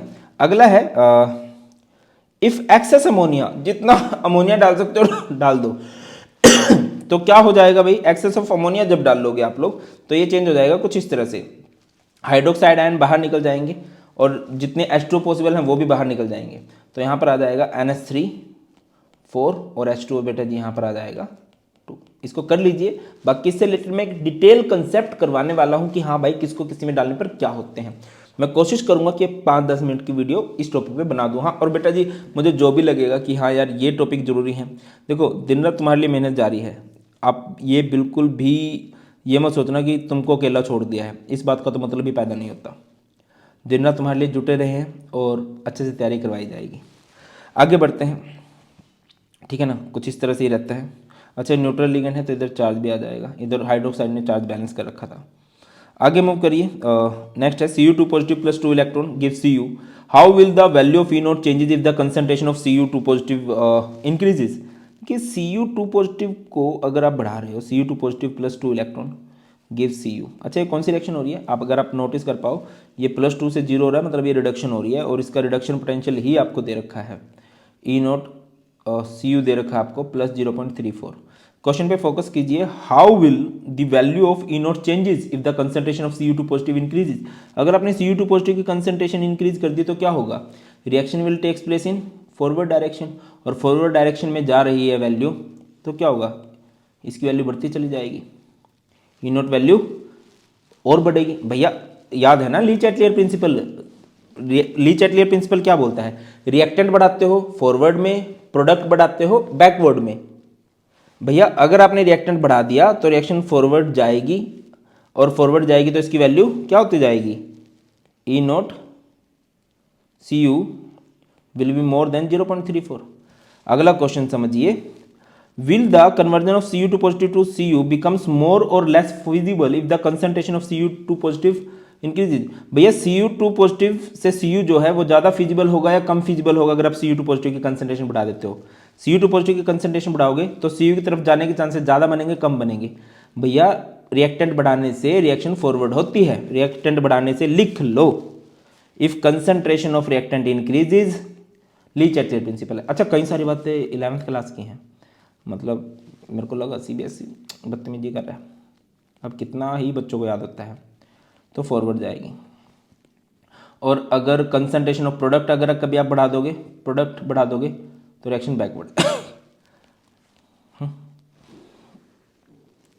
तो आंसर है E0 will becomes more positive, पहले का becomes more possible with more possible नहीं feasible with an increase in concentration E0 value becomes more positive, that means it will have more likely for the reduction of copper ion to copper, क्योंकि E0 की value ज़्यादा positive होती जा रही है, मतलब E0 Cu E0 E copper two positive से copper की तरफ जाना रिएक्शन पसंद कर रही है। A first order reaction is found to have a half life of 1.15 10 की power 4 second. What will be the time required for completion of 99% of reaction। बेटा जी ये मैं आपको बता चुका हूँ, ऐसे रिएक्शन को आप लोगों ने कैसे करना है। चलो फिर भी आपकी सहूलियत के लिए मैं दोबारा बता देता हूँ। हाफ लाइफ का फॉर्मूला क्या होता है फर्स्ट ऑर्डर के लिए, टी हाफ इज 0.693 बाय के, ठीक है। के निकालना है तो क्या हो जाएगा 0.693, और इसका टी हाफ कितना दे रखा आपको, टी हाफ ये दे रखा है ना, टी हाफ कितना दे रखा है 1.15 इंटू 10 की पावर 4 सेकेंड। मैं सोल्व नहीं करूँगा, खुद कर लेना। टी 99% निकालना है भाई, पता नहीं CBSE वाले बैठे होंगे और भाई ये देखो किस चैप्टर से लव हो रहा है, वो बोलेंगे सर केमिकल काइनेटिक्स से लव कर लेते हैं, और इन्होंने भर भर के केमिकल काइनेटिक्स से प्यार कर दिया होगा। अच्छा, बहुत सारे बच्चे सोच रहे होंगे कि सर फ़ोन की तरफ क्या देख रहे हैं, आज सैमसंग का वो लॉन्च है ना वो देख रहा था। चलो आगे मूव करो, टी 99% है, टी 99% कैसे निकाल लोगे 2.303 बाई के लोग ए बाई ए माइनस एक्स, है ना। 2.303 बाई के कितना है 0.693, और ये ऊपर ले जाना 1.5 इंटू 10 की पावर 4 लोग ए यानी इनिशियल कंसंट्रेशन, परसेंटेज में इनिशियल कंसंट्रेशन हमेशा 100 ली जाती है, और a minus x is 100 minus x जितना 99, 100 माइनस 99 इज 1, और वो लोग 10 की पावर 2, ये क्या हो जाएगा 2.303 बाई 0.693 1.5 इंटू 10 की पावर 4, और ये 2 आगे आएगा, और इधर लोग 10 बचेगा, लोग 10 जो है हमारा 1 होता है, ठीक है ना। चलो भाई आगे बढ़ते हैं, कर लेना। अगला क्वेश्चन है एस्ट्रिफिकेशन, ये बड़ा खतरनाक क्वेश्चन है। Esterification of carboxylic acid with an alcohol, समझ लेना कोई भी नहीं समझाएगा, क्योंकि 11th मतलब समझा देंगे वैसे तो, बट मैंने देखा सबको पहले कि भाई क्या हो रहा है मार्केट में, तो इतना सेटिस्फिकेशन वाले आंसर नहीं है। चलिए, esterification of a carboxylic acid with an alcohol, आपको ही पता है क्या होता है। देखिए, एक कार्बोक्सिलिक एसिड ले लो, कार्बोक्सिलिक एसिड ले लिया हमने, CH3COOH, अल्कोहल के साथ रिएक्शन करा दो, C2H5OH, है ना। तो इसका H जाएगा, इसका OH जाएगा, और यहाँ से अच्छा रिएक्शन रिवर्सिबल होती है, ये बन जाता है CH3C_O C2H5 एंड प्लस में क्या बन जाता है, water. Suggest two things that can be done with the product formed to push the reaction in forward reaction. Forward direction में अगर आपको इस रिएक्शन को करना है तो क्या कर सकते हो, रिएक्टेंट बढ़ा दो, अभी तो बताया था फॉरवर्ड डायरेक्शन में करने के लिए, या इनको उड़ा दो। प्रोडक्ट देखिए दो तरीके हैं, रिएक्टेंट को बढ़ा दो या प्रोडक्ट को कम कर दो, तब भी रिएक्शन फॉरवर्ड ही जाएगी। भैया रिएक्टेंट को नहीं बढ़ा पा रहे हो तो प्रोडक्ट को कम कर दो ना। ये रिएक्टेंट है, ये प्रोडक्ट है, दोनों का लेवल बराबर है, या तो आप रिएक्टेंट को बढ़ा दो तब रिएक्शन फॉरवर्ड हो जाएगी, या फिर दोनों का लेवल अगर बराबर है तो इसकी कंसंट्रेशन को घटा दो तब भी रिएक्शन फॉरवर्ड चलेगी। मतलब रिएक्टेंट ज़्यादा होना चाहिए। तो यही कह रहा है कि H2O को उड़ा दो, इसको उड़ा दो, या फिर इनकी कंसंट्रेशन बढ़ा दो, बहुत ज़्यादा बढ़ा दो, तो रिएक्शन आगे जाएगी। अगला है, if 1 mole of ethanoic acid and 1 mole of ethanol are allowed to reach equilibrium at 298 kelvin, how many moles of ethyl ethanoate and ethanoic acid are present. देखिए अगर मैं इनिशियली बात करूं, इसका 1 मोल है, इसका 1 मोल है, स्टार्टिंग में तो ये 0 होगा। एट इक्विलिब्रियम क्या होता है, इसमें से मान के चलो आपने अल्फा कम कर दिया, इसमें से मान लो आपने अल्फा कम कर दिया, तो इसका अल्फा बन जाएगा। आपको केसी दे रखा है, केसी का इक्विलिब्रियम कांस्टेंट का एक्सप्रेशन आपको देना आता होगा, प्रोडक्ट की concentration that is CH3C_O C2H5, इधर H2O बाय रिएक्टेंट की कंसंट्रेशन क्या है, CH3COOH, और इधर C2H5OH, ये लिखा जाएगा ना बेटा। इक्विलिब्रियम कांस्टेंट के एक्सप्रेशन के लिए इधर हम लोग क्या लिखेंगे, प्रोडक्ट की कंसंट्रेशन, ये प्रोडक्ट है और ये रिएक्टेंट है। अब आप ये देखो कि आपको प्रोडक्ट की कंसंट्रेशन कितनी दे रखी है, प्रोडक्ट की कंसंट्रेशन आपको दे रखी है जहाँ तक मैं देख पा रहा हूँ अल्फ़ा, और ये अल्फ़ा है ना, केसी ये है, ठीक है ना।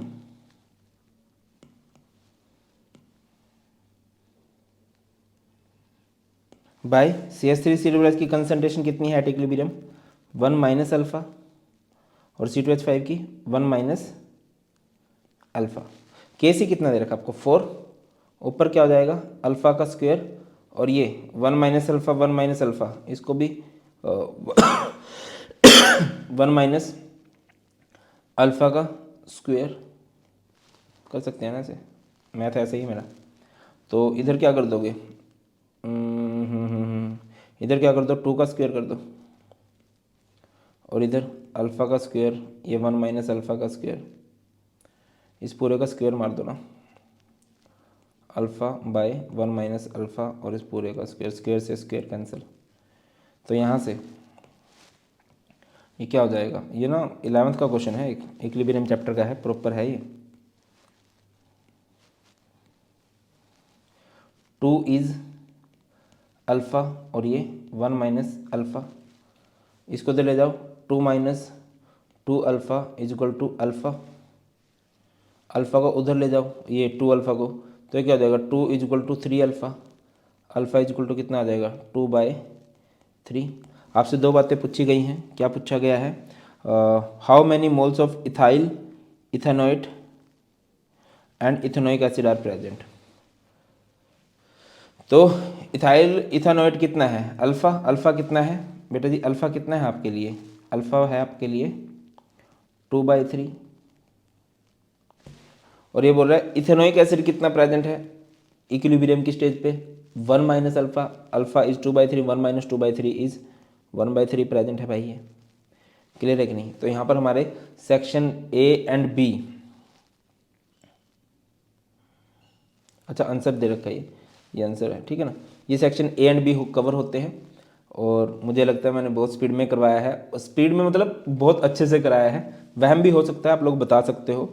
और इसके बाद अगली जो वीडियो होगी सेक्शन सी डी ई की बहुत छोटी वीडियो होने वाली है।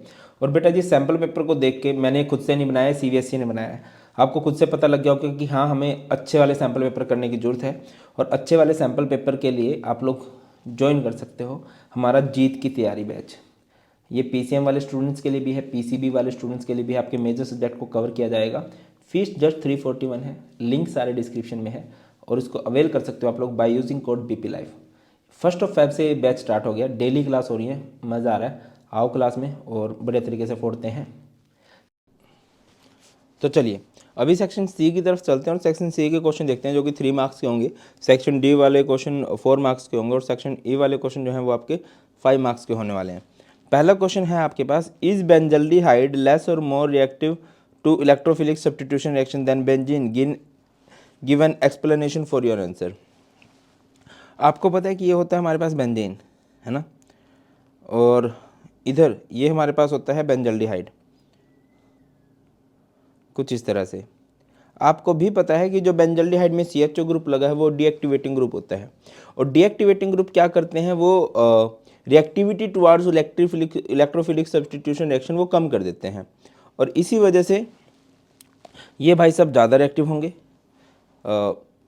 बेंजीन भैया, और जो बेंजल्डिहाइड है वो लेस रिएक्टिव होने वाला है। State the position on the ring at which electrophilic substitution is likely to predominate in benzaldehyde. Benzaldehyde में आपको पता है कि नेगेटिव रेजोनेंस होता है। बेटा जी बेसिक में बहुत अच्छे से चीज़ें सिखाई हुई हैं, बेसिक ऑफ ऑर्गेनिक में, दैट्स वाई मैं हर बार बोलता हूँ कि बेसिक ऑफ ऑर्गेनिक कर लो। तो यहाँ पर क्या हो जाएगा आपका, ये ऑक्सीजन के पास जाएगा और ये बॉन्ड इधर चला जाएगा, तो कुछ इस तरह से यहाँ पर क्या आ जाएगा, डबल बॉन्ड, ये सी, ऑक्सीजन पे इलेक्ट्रॉन आएंगे, ऑक्सीजन पे कौन सा चार्ज आएगा, नेगेटिव चार्ज, इधर हाइड्रोजन है, इस पे आ जाएगा पॉजिटिव चार्ज, बाकी एज इट इज़। फिर ये पाई बॉन्ड इधर चलेगा, कुछ इस तरह से ऑब्जर्व करने वाले हो आप लोग।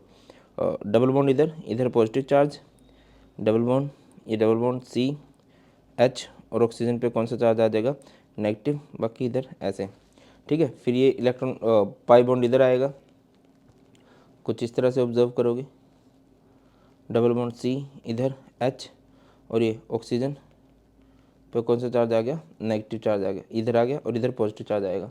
फिर ये पाई बॉन्ड इधर, और ये लोन पेयर ऑफ इलेक्ट्रॉन इधर आ जाएंगे आपके। तो आप कुछ इस तरह से ऑब्जर्व करने वाले हो, ठीक है। सी, ये डबल बॉन्ड ओ, और इधर एच। तो आप देखोगे कि कौन सी साइड पे तो अटैक किसी भी हालत में पॉसिबल नहीं है, ऑर्थो एंड पैरा साइड पे तो इलेक्ट्रॉन डेंसिटी कम हो चुकी है। तो अगर कोई इलेक्ट्रोफाइल आना चाहे, अगर कोई इलेक्ट्रोफाइल आके अटैक करना चाहे, इलेक्ट्रॉन लवर आके अटैक करना चाहे, तो इन पोजीशन पे तो अटैक नहीं पॉसिबल है, ठीक है ना। इधर तो इलेक्ट्रॉन डेंसिटी कम है, रिपल्शन होगी, ऑलरेडी पॉजिटिव चार्ज दिख रहा है रेजोनेंस की वजह से। तो अगर अटैक पॉसिबल है तो वो कहाँ पर पॉसिबल है बेटा, मेटा पोजीशन पे पॉसिबल है। अगला क्वेश्चन है, between 2 methyl butane two ol and 2 methyl butane one ol which can not be produced by the reduction of either an alcohol और an aldehyde and Y.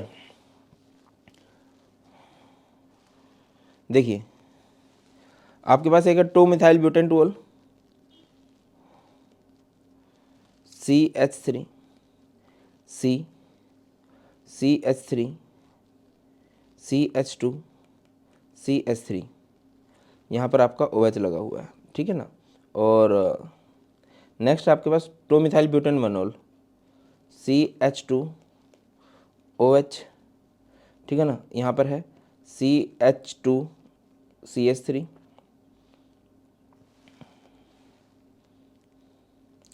CH, फिर CH2 CH3। अगर आप देख पा रहे हो ये टर्सरी अल्कोहल है, ये हमारे पास कौन सा अल्कोहल है भाई, ये हमारे पास है प्राइमरी अल्कोहल। तो एल्डिहाइड या अल्कोहल की रिडक्शन से आप क्या नहीं बना सकते हो, देखिए आप किसी भी तरह से टर्सरी अल्कोहल तो नहीं बना सकते हो। तो ये बात आ जाएगी यहाँ पर। देखिए सबसे पहली बात आपसे पूछी गई थी कि बेंजल्डिहाइड लेस रिएक्टिव है कि मोर रिएक्टिव है, तो वो लेस रिएक्टिव है। The aldehyde group is an electron withdrawing group and destabilise the intermediate carbocation formed in electrophilic substitution reaction. कहाँ पर अटैक होता है? Meta position. Out of 3 position Meta, ortho and para, the Meta position is the least deactivated. क्या नहीं बनाया जा सकता? 2-मिथाइल butane tool. 2-मिथाइल butane tool क्या है? Is a tertiary compound which can not be formed using reduction of carbonyl group. Next question है, इन 20th century German scientist Werner succeeded in clarifying the structure of the 5 compound consisting of platinum, chlorine and ammonia. Some of the properties of these compounds are shown below. What is the oxidation state and coordination number of platinum in compound C? Which of the complex formed for the compound A, B, C and D have structural isomers? Predict the shape of each compound. तो करो भाई, कैसे करने वाले हैं? अब सबसे पहले सी कंपाउंड पे फोकस कर लेते हैं। ये रहा हमारे पास सी कंपाउंड। आपसे पूछा गया था what is the oxidation state and coordination number. अच्छा, इसने क्या बोला? Number of free Cl ions कितने हैं इसमें। तो सीएल आयंस फ्री करोगे तो बाहर की तरफ एक सीएल लगा दोगे, जितने फ्री आयंस मतलब बाहर की तरफ उतने सीएल हैं। बाकी क्या रहेगा? PT, CL3, PT, NH3 thrice और CL थ्राइस। नाम कर देना कमेंट सेक्शन में। अब इसकी आप लोग कोऑर्डिनेशन नंबर तो निकाल सकते हो। नंबर ऑफ लिगेंड्स कितने हैं? 6 हैं। कोऑर्डिनेशन नंबर कितना हो जाएगा? 6। और यहाँ पर इसकी ऑक्सीडेशन स्टेट कितनी हो जाएगी भाई? ऑक्सीडेशन स्टेट कैसे निकालेंगे? पीटी को x मान लेंगे। NH3 3 है, NH3 पे 0 चार्ज होता है। CL3 है, -1 चार्ज होता है और इस पर भी -1 चार्ज होता है, इक्वल टू में 0। तो ये ऑक्सीडेशन स्टेट यहाँ से कितनी हो जाएगी? 4। अच्छा, एक काम करते हैं यार, 14 की थोड़ा जल्दी हो जाए ना, बड़ा टाइम सा लग रहा है। सीधा हम आंसर पे चलते हैं। विच of the complex formed for the compound A, B, C and D have structural isomers? A, B, C and D में से किसके पास हमारे structural isomers होने वाले हैं? structural isomers किसे कहते हैं भाई? which have same molecular formula but different structure। अब structure तो सबके ही different बनाए जा सकते हैं। अगला क्वेश्चन है, predict the shape of each compound. अब देखो ना, आप किसी भी कंपाउंड को ध्यान से देख लीजिए। तो जैसे मैं आपको बोलता हूँ इसका स्ट्रक्चर बना दो। ये क्या हो जाएगा? PT, NH3 6 और बाहर हो जाएंगे CL4। अगले में हो जाएगा PT, NH3 5, है ना। फ्री CL आयन कितने हैं? 3 हैं। फ्री CL आयन कितने हैं? 3 हैं। तो आप देखो कि सबकी शेप क्या होने वाली है? ऑक्टाहेड्रल होने वाली है। क्लियर है? आगे मूव करें, नेक्स्ट बात करते हैं। Suman took 2 glasses of water from a water filter. She cools 1 glass in a fridge and warm the other glass on a stove. Which glass of water will hold more dissolve oxygen? Explain using Henry law. शायद आप लोगों को बताया था, एक concept था, aquatic species feels more comfortable in cold water than in warm water. तो उसमें हम लोगों ने बात की थी कि जो ठंडा पानी होता है उसमें डिजोल्व ऑक्सीजन ज़्यादा होगी। जैसे जैसे हम लोग टेम्परेचर बढ़ाते हैं, उसमें टेम्परेचर बढ़ाने से solubility of gases in liquid कम हो जाती है, क्योंकि गैसेज को जब हम लिक्विड में डिजोल्व कराते हैं वो एक्सोथर्मिक प्रोसेस है। और अगर एक्सोथर्मिक प्रोसेस का टेम्परेचर बढ़ेगा तो वहाँ पर सोल्युबिलिटी बेटा जी आपकी कम होने वाली है। ठीक है, यही बात यहाँ पर भी कर सकते हो अकॉर्डिंग टू हेनरी लॉ। अब ठीक है ना, मतलब बेटा जी वो एक वाली बात है कि अटेम्प्ट सब कुछ करके आना है। अब 3 नंबर के क्वेश्चन में सिर्फ इतनी सी बात नहीं लिखेंगे, थोड़ी सी ज़्यादा लिख देंगे। हेनरी लॉ क्या बोलता है? The partial pressure of gas in vapour phase is proportional to the mole fraction of gas in the solution is expressed in is. KH is Henry constant, generally increases with increase in temperature. This means the solubility of gases in liquid decreases with increasing temperature। कि जो solubility है वो decrease हो जाएगी जब हम temperature बढ़ाते हैं। KH of oxygen dissolving in warm water is thus more than the cold water। KH warm water का कम होगा नहीं, वार्म वाटर का ज़्यादा होगा, कोल्ड वाटर का कम होगा। और जहाँ पर KH की वैल्यू ज़्यादा होती है वहाँ पर सॉल्युबिलिटी कम हो जाती है। ये ज़्यादा अच्छी डेफिनेशन है। चलो, the image below shows the effect of acid and base on the aqueous ethylamine. Ethylamine लिया गया है और बड़े सारे चित्र दे रखे हैं। बिल्कुल ध्यान से, घबराना नहीं है, समझने की। वो इमरान खान एक बात बोलता है ना, सबसे पहले आपने घबराना नहीं है। वही वाली बात मैं बोलूँ, घबराना नहीं है, ध्यान से देख लेना। ठीक है ना, कि इथाइलमाइन है, उसमें कुछ स्मेल होती है, फिशी स्मेल होती है अमाइंस की, फिशी ऑर्डर होता है। उस पर आपने एसिड मिलाया, ठीक है, टेम्परेचर बढ़ जाएगा और आप लोग क्या ऑब्जर्व करोगे कि इसकी स्मेल जो है वो चली गई है, ऑर्डरलेस हो गया ये। फिर दोबारा इसमें बेस मिलाया तो जो एसिड ने रिएक्शन करी थी वो उसको उड़ा देगा और दोबारा से इसका जो ऑर्डर है, जो इसकी स्मेल है, जो इसकी गंध है, वो वापस आ जाएगी। What evidence is there for a chemical reaction between ethylamine and hydrochloric acid? Why does the smell of ethylamine disappear when hydrochloric acid is added? Why does the smell of ethylamine reappear when sodium hydroxide is added? मैं पूरी reaction समझाने का प्रयास करता हूँ कि सबसे पहले क्या हुआ होगा, हमारे पास इथाइलमाइन होगा C2H5NH2। आप सबको पता है, नहीं पता है मैं बता देता हूँ, ये बेसिक है बेटा जी। आपके लिए one shot previous year question बहुत अच्छे से करा रखे, प्लीज़ उनको कर लो प्लीज़, ठीक है ना। अब यहाँ पर आप लोग क्या डालोगे, HCl डालोगे, तो ये फिलिक होते हैं, प्रोटॉन फिलिक होते हैं। ये क्या हो जाएगा, C2H5NH3 पॉजिटिव और Cl नेगेटिव, कुछ इस तरह से हो जाएगा। और दोबारा से जब आप लोग इसकी रिएक्शन करवाओगे किसके साथ, फिर बाद में इसकी रिएक्शन बेस के साथ कराई गई है। बेस क्या करेगा, यहाँ से बाहर निकल जाएगा NaCl एंड वाटर बना देगा। और यहाँ पर हमारे पास क्योंकि C2H5NH2 वापस आ गया है, देखिए इनिशियली क्या हुआ, इसका फिशी ऑर्डर है, एसिड डाला, एसिड इसके साथ रिएक्ट करेगा, अमोनियम क्लोराइड बन गया, इथाइल अमोनियम क्लोराइड। फिर बेस डाला तो बेस इसके HCl को निकाल लेगा, HCl और NaOH मिलकर क्या बन जाएंगे, NaClH2O। दोबारा से हमारे पास माइन बन गया। यहाँ पर इसकी ऑर्डर चली गई थी, यहाँ पर इसकी ऑर्डर वापस आ गई है। क्वेश्चन की तरफ फोकस करते हैं। क्वेश्चन कुछ इस तरह से हमें बताना चाह रहा है, increase in temperature and disappearance of smell from the solution. पहला क्वेश्चन ये था कि आप किस बेस पे कह रहे हो कि रिएक्शन हुई है। भैया रिएक्शन हुई है तभी तो टेम्परेचर बढ़ा है उस रिएक्शन का। एसिड डालते हैं टेम्परेचर बढ़ जाता है। इस रिएक्शन को ये नहीं है कि अपने हाथ पे एसिड डाल के देखो टेम्परेचर बढ़ रहा है कि नहीं, दिक्कत हो जाएगा, थर्मामीटर भी होता है, ठीक है ना। और कलर स्मेल चली गई है उसकी। अगली बात पे चलते हैं, reaction between ethylamine and hydrochloric acid give a salt called ethyl ammonium salt. ये इथाइल अमोनियम सोल्ट है, नॉन वोलेटाइल है, वेपर नहीं बन रहे, स्मेल भी नहीं आ रही। When a strong base is added to ethyl ammonium salt, जब आपने इसमें बेस डाला, प्रोटॉन्स आर रिमूव्ड, ये चीज़ यहाँ से बाहर निकल जाएगी from the salt, it reform the free amine, दोबारा से माइन बनेगा और इसकी जो स्मेल है वो वापस आ जाएगी। नेक्स्ट क्वेश्चन है, a mixture of 0.5 moles acetaldehyde and 0.5 moles diethyl ketone is treated with 1 mole of sodium cyanide. Okay, what will be the major product in this reaction and give 2 reasons for your answer। देखिए okay, page नहीं छोड़ा है हमने, so sad, मैं बता देता हूँ। आपके पास एक तो क्या था, ए मिक्सचर ऑफ एसिटल्डिहाइड है, CH3 C double bond OH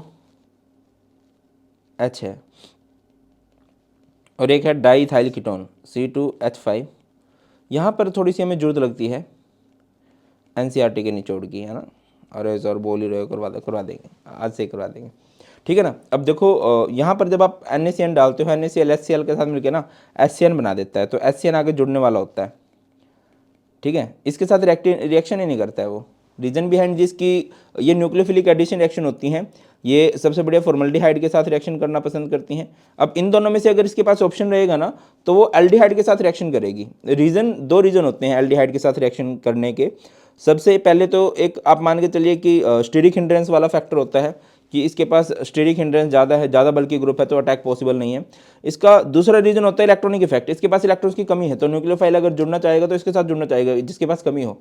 इसके पास 2 अल्काइल ग्रुप हैं, इलेक्ट्रॉन्स की कमी नहीं है इसके पास, दैट्स वाई ये मेजर प्रोडक्ट आपका बन जाता है, बन जाएगा उसके साथ भी, बट मेजर इसके साथ बनने वाला है। आप देखोगे CH3 CH, carbon goes to carbon, इधर CN आएगा और O के पास H आ जाएगा, इसे बोलते हैं साइनोहाइड्रिन। ये हमारा मेजर प्रोडक्ट बनने वाला है। बनाने को ये भी बन जाएगा, बट ये थोड़ा बहुत बन जाएगा, ठीक है। C2H5 C, इधर C2H5 carbon goes to carbon, इधर आपका CN आएगा और इधर आपका OH आएगा। इसे आप, ये हमारा कौन सा प्रोडक्ट बना है भाई, ये हमारे पास माइनर प्रोडक्ट बना है। ये हमारे पास मेजर है और ये हमारे पास इसका माइनर प्रोडक्ट है। क्लियर है, आगे मूव करें, नेक्स्ट बात करते हैं बेटा जी। अब एविडेंस देने हैं, यही है, the cyanohydrin formed by reaction of CN negative with acetaldehyde will be the major product. Acetaldehyde के साथ मेजर प्रोडक्ट बनेगा। Reason behind this, due to greater steric hindrance of the ethyl group in diethyl ketone, the nucleophilic substitution reaction of CN negative with acetaldehyde is favoured over the diethyl ketone. क्योंकि उधर steric hindrance ज़्यादा है तो वो उसके साथ reaction करना ज़्यादा पसंद करेगा, किसके साथ, एसिटल्डिहाइड के साथ। The greater electron releasing effect of ethyl group in diethyl ketone, diethyl ketone में इलेक्ट्रॉन रिलीजिंग इफेक्ट भी ज़्यादा है ना। Reduce the electrophilicity of carbonyl carbon atom, उसको इलेक्ट्रॉन की जरूरत नहीं है, आएंगे ही नहीं, देन दी मिथाइल ग्रुप। ये दो रीजन होते हैं, इलेक्ट्रॉनिक रीजन, स्टेरिक हिंड्रेंस वाला रीजन। बता रखा है, बहुत अच्छे से बता रखा है, वन शॉट में बता रखा है। ये वाई वाले क्वेश्चन कहीं पूछे गए हैं और बेटा जी प्रीवियस ईयर में भी आप देखोगे कि हाँ बहुत सारे वाई वाले क्वेश्चन कराए हैं। अच्छा, मैं एक चीज़ आपको हमेशा बोलूँगा कि भाई डरने की जरूरत नहीं है और मैं तुम्हारे साथ हूँ, सब कुछ कराया जाएगा, बार बार एक ही चीज़ बोलते हैं। ओके, नेक्स्ट क्वेश्चन है, show steps to convert nitrobenzene to phenol. करवा रखे हैं कन्वर्जेंस के रोड मैप। इधर देख लो, ये हमारे पास नाइट्रोबेंजीन है, नाइट्रोबेंजीन की रिएक्शन करवा दो आप किसके साथ, HONO प्लस HCl के साथ, तो ये क्या बन जाएगा, ये बन जाएगा हमारा बेंजीन N2Cl। ठीक है, फिर इसकी रिएक्शन करा दो H2O के साथ और इसको गर्म कर दो। ऑब्जर्व करोगे कि ये पोर्शन यहाँ से बाहर निकल रहा होगा और बेंजीन के ऊपर क्या लग रहा होगा भाई, बेंजीन के ऊपर आपका लग रहा होगा OH, और बेंजीन के ऊपर OH को क्या बोल देंगे, फिनोल बोल देंगे। ओके, क्वेश्चन है, the table below shows the observation when sodium react with ethanol and phenol. Sodium sinks evolve hydrogen gas steadily, sodium sinks evolves hydrogen gas rapidly. यहाँ पर दो रिएक्शन है, C2H5 है, C2H5OH है, इसकी रिएक्शन Na के साथ करवाई गई है। हम मान के चलें कि ये एसिडिक इन नेचर होता है but alcohol acidic in nature नहीं होता है, तो ये रिएक्शन बहुत धीरे धीरे होगी, ये सोडियम इथोक्साइड बनेगा और यहाँ से हाइड्रोजन गैस रिलीज हो जाएगी। ठीक है, ऑन दी अदर हैंड अगर मैं यही बात फिनोल के साथ करता हूँ, फिनोल में बेंजीन के ऊपर OH है, इसकी रिएक्शन आप लोगों ने Na के साथ करा दी, 2 टाइम्स ऑफ Na ले लेना बेटा, यहाँ से हाइड्रोजन निकलेगा, ये हो जाएगा बेंजीन ONa प्लस में हाइड्रोजन गैस यहाँ से निकल जाएगी। ठीक है, उसके बाद the reaction in each case involve reduction of hydrogen ion bye sodium, right down the ionic reaction, लिख दिया, which is stronger acid, phenol and ethanol. Phenol ज़्यादा स्ट्रॉन्गर एसिड होता है। रीजन बिहाइंड दिस कि इसका जो फिनोक्साइड आयन होता है ना वो रेजोनेंस स्टेबलाइज होता है। अब देखो इधर मैं बना देता हूँ, जैसे कि हमारे पास इथेनॉल है C2H5OH है, इसने H पॉजिटिव डोनेट भी कर दिया तो ये इथोक्साइड आयन बना, ये कुछ इसमें कुछ स्टेबलाइजेशन नहीं है। ऑन दी अदर हैंड मैं फिनोल की बात करूं, फिनोल में ऑक्सीजन के ऊपर नेगेटिव चार्ज OH है, फिनोल है हमारे पास, और अगर ये H पॉजिटिव दे देता है, H पॉजिटिव देने के बाद ना देखो भाई वो चीज़ डोनेट करने के बाद भाई में स्टेबिलिटी रहनी चाहिए ना, ये हमारे पास बन गया फिनोक्साइड आयन, ये रेजोनेंस स्टेबलाइज्ड है। क्या लिखा गया है, ये कर दिया, गलत हो गया है, सो सॉरी, क्षमा कर दो यार प्लीज़ प्लीज़, ये भी एक स्टेप आने वाला है।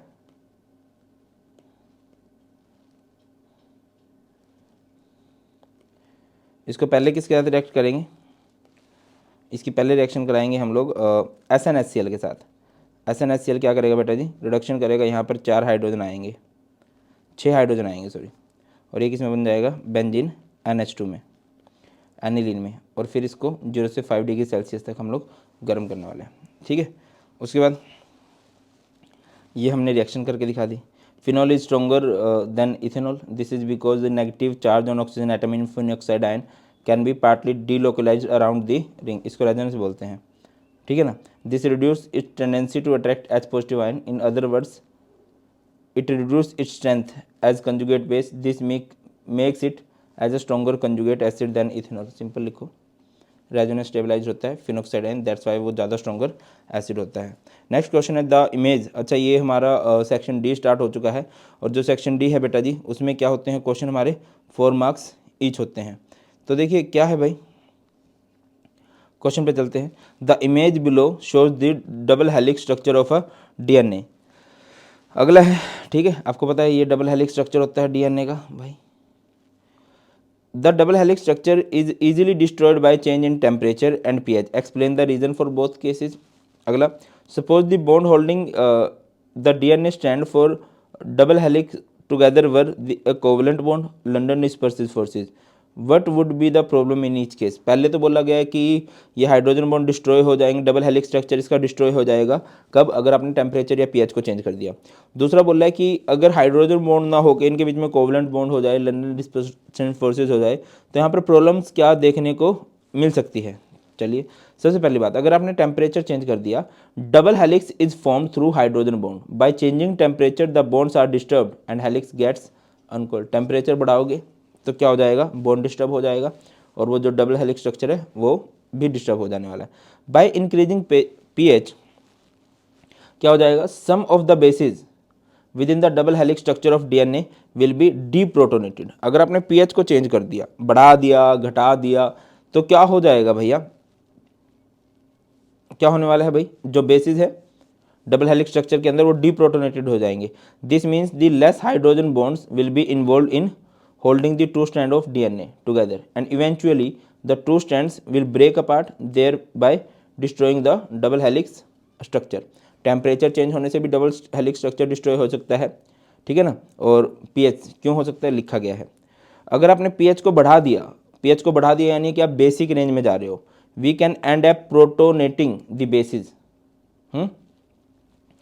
विच can also lead to disturbance in hydrogen bond of the double helix structure. चाहे पीएच को बढ़ाओ चाहे घटाओ, क्या हो जाएगा?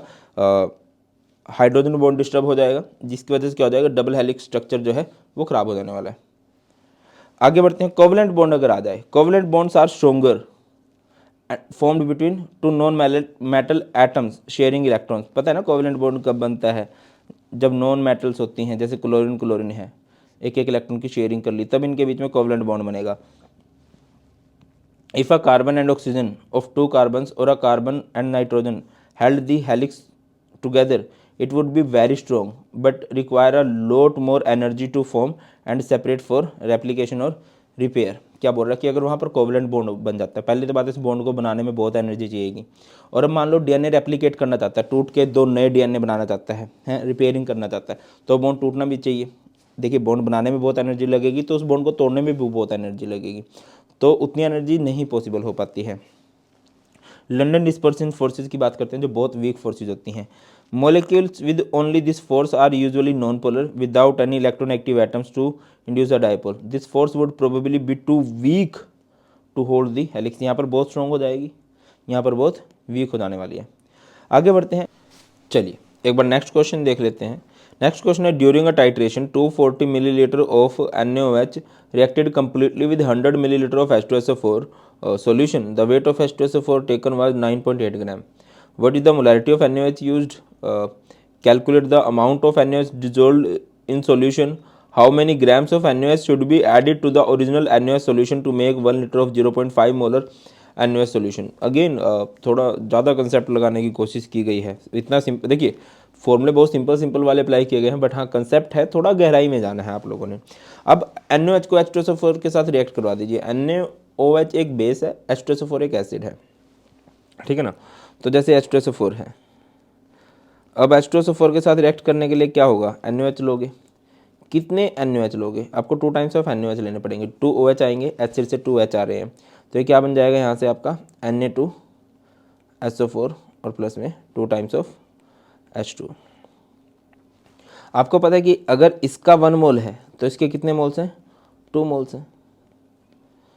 आप लिख सकते हो 1 मोल H2SO4, 1 mole H2SO4 react with 2 moles of NaOH, है ना। अब आप ये देखो कि यहाँ पर H2SO4 के मोल्स कितने हैं। आपको पता है कि H2SO4 के मोल्स कितने हैं ब्रो? इधर H2SO4 के मोल्स लिए गए 9.8 ग्राम H2SO4 है। Number of moles in 9.8 gram H2SO4, number of moles in 9.8 gram H2SO4। Number of moles निकालने सिखाएं आपको। नंबर ऑफ मोल्स का फॉर्मूला क्या होता है? Washing machine given mass by molar mass. Given mass कितना है भाई? 9.8, और H2SO4 का मोलर मास कितना होता है? 98। तो यानी कि यहाँ पर 0.1 मोल है, तो आप लोग लिख सकते हो 0.1 mole of H2SO4 react with 0.2 moles of NaOH, यही होगा। तो यहाँ से what is the molarity of NaOH, NaOH की मोलैरिटी निकाल लीजिए। मोलैरिटी का फॉर्मूला क्या होगा, क्वेश्चन नंबर 1 को अगर आप सोल्व करने जाओ, molarity is N/V, N by number of moles by volume. तो नंबर ऑफ मोल्स कितने हैं यहाँ पर इसके भाई, 0.2 मोल्स हैं। और वॉल्यूम कितना दे रखा आपको NaOH का, 240 मिलीलीटर। बाय में 1000 लगा दोगे, 1000 क्यों लगाएंगे, सो दैट की वॉल्यूम आपको लीटर में चाहिए होता है। अगला क्वेश्चन है question number 2, calculate the amount of NaOH dissolve in solution. अब NaOH का कितना अमाउंट सॉल्यूशन में डिजोल्व है, 0.2 मोल्स। NaOH का मास कितना हो जाएगा बताइए। नंबर ऑफ मोल्स का फॉर्मूला होता है वॉशिंग मशीन, आपको क्या निकालना है, इसका मास निकालना है ना, तो नंबर ऑफ मोल्स इनटू में molar mass is W। Number of moles कितने हैं 0.2, और इसका मोलर मास कितना आएगा NaOH का 40 आएगा। तो आई थिंक ये बन जाएगा आपका 8 ग्राम। अगला है how many grams of NaOH should be added, 8 gram है। How many grams of NaOH should be added to the original NaOH solution to make 1 litre of 0.5 molar NaOH solution. अब देखो आपको ही पता है क्या भाई, क्या पता है आपको, वो बोल रहा है कि how many grams of NaOH should be added to the original NaOH solution to make 1 litre of 0.5 molar NaOH। तो मोलैरिटी का फॉर्मूला क्या होता है, N/V, N is number of moles, M into में V। नंबर ऑफ मोल्स आपको कितने दे रखे हैं इसके, 0.5 मोलैरिटी बोल लिया उसने, और ये बोला 1 लीटर। तो यानी कि नंबर ऑफ मोल्स कितने चाहिए, नंबर ऑफ मोल्स आपको चाहिए 0.5 मोल्स। और 0.5 मोल्स NaOH का मास कितना होता है, 0.5 मोल्स NaOH का मास होता है बेटा जी 1 मोल का 40 होता है। 0.5 मोल्स NaOH का मास कितना होगा, इज 20 ग्राम। हमारे पास ऑलरेडी 8 ग्राम तो था, 20 ग्राम हमें टोटल बनाना है, तो कितने ग्राम की हमें और जरूरत पड़ेगी, 12 ग्राम ऑफ NaOH की। अगला क्वेश्चन है one of the most common cell that's been used in our daily life is Duracell. अच्छा ड्यूरासेल है, also known as an alkaline cell. The image below shows the internal structure of a Duracell. ये आपको Duracell का structure दिया गया है, ठीक है। क्वेश्चन क्या पूछा गया है, write down the half cell reaction for this cell, calculate the overall cell potential, which of the two will be positive electrode and why, draw the cell diagram representing the, ठीक है। क्या है भाई, this cell use a zinc half cell and another half cell containing graphite electrode in contact of moist manganese oxide। तो कर दीजिए reaction क्या लिखोगे, पहले कैथोड की रिएक्शन लिखते हैं, जिंक ने 2 इलेक्ट्रॉन दे दिए होंगे, जिंक 2 पॉजिटिव 2 इलेक्ट्रॉन बन गया होगा। ग्रेफाइट रोड पे क्या है भाई, MnO2 है, मोइस्ट MnO2 है, मतलब पानी भी है उधर, H2O 2 इलेक्ट्रॉन है, वो 2 इलेक्ट्रॉन यहाँ से गए होंगे, तो आपको क्या देखने को मिलेगा Mn2O3 एंड OH नेगेटिव हो जाएगा आपका। आई थिंक ये 2OH नेगेटिव होना चाहिए, ज़्यादा सही रहेगा, 2OH नेगेटिव होगा। ओवरऑल सेल पोटेंशियल कितना होगा भाई, रिडक्शन तो Mn पे हो रही है ना, रिडक्शन Mn पे हो रही है 0.74, और ऑक्सीडेशन किस पे हो रही है, जिंक पे, -0.76, ये 0.74 प्लस 0.76, और ये हो जाएगा 1.50 वोल्ट। अगले क्वेश्चन पे चलते हैं। यहाँ पर क्या पूछा गया था, question number 3, which of the 2 half cell will be positive. Positive क्या होता है, जो कैथोड होती है जिस पर रिडक्शन हो रही है, और रिडक्शन कौन कर रहा है, ग्रेफाइट। अगला है सेल पोटेंशियल लिखना है, सेल पोटेंशियल, सेल की रिप्रेजेंटेशन करनी है आप लोगों को। सेल रिप्रेजेंटेशन कैसे करोगे बेटा, यहाँ पर आप लोग लगा दोगे एक सोल्ट ब्रिज, लेफ्ट साइड में ऑक्सीडेशन होती दिखाओगे, ऑक्सीडेशन जिंक से जिंक 2 पॉजिटिव बन रहा है, राइट साइड में रिडक्शन MnO2 H2O Mn2O3 और OH नेगेटिव में कन्वर्ट हो रहा है। अगला क्वेश्चन है, imagine you are in a chemistry lab and the teacher is explaining the electrolysis of CuSO4 solution. The product liberated after electrolysis. The teacher made 2 setups for the electrolysis. In setup 1, electrolysis of CuSO4 is done by using PT electrodes, and in setup 2, electrolysis of CuSO4 solution is done by using copper electrode. Answer the following. In which setup 1 or 2 will the color of CuSO4 solution fades and why? Write the chemical reaction taking place at copper anode in setup 2.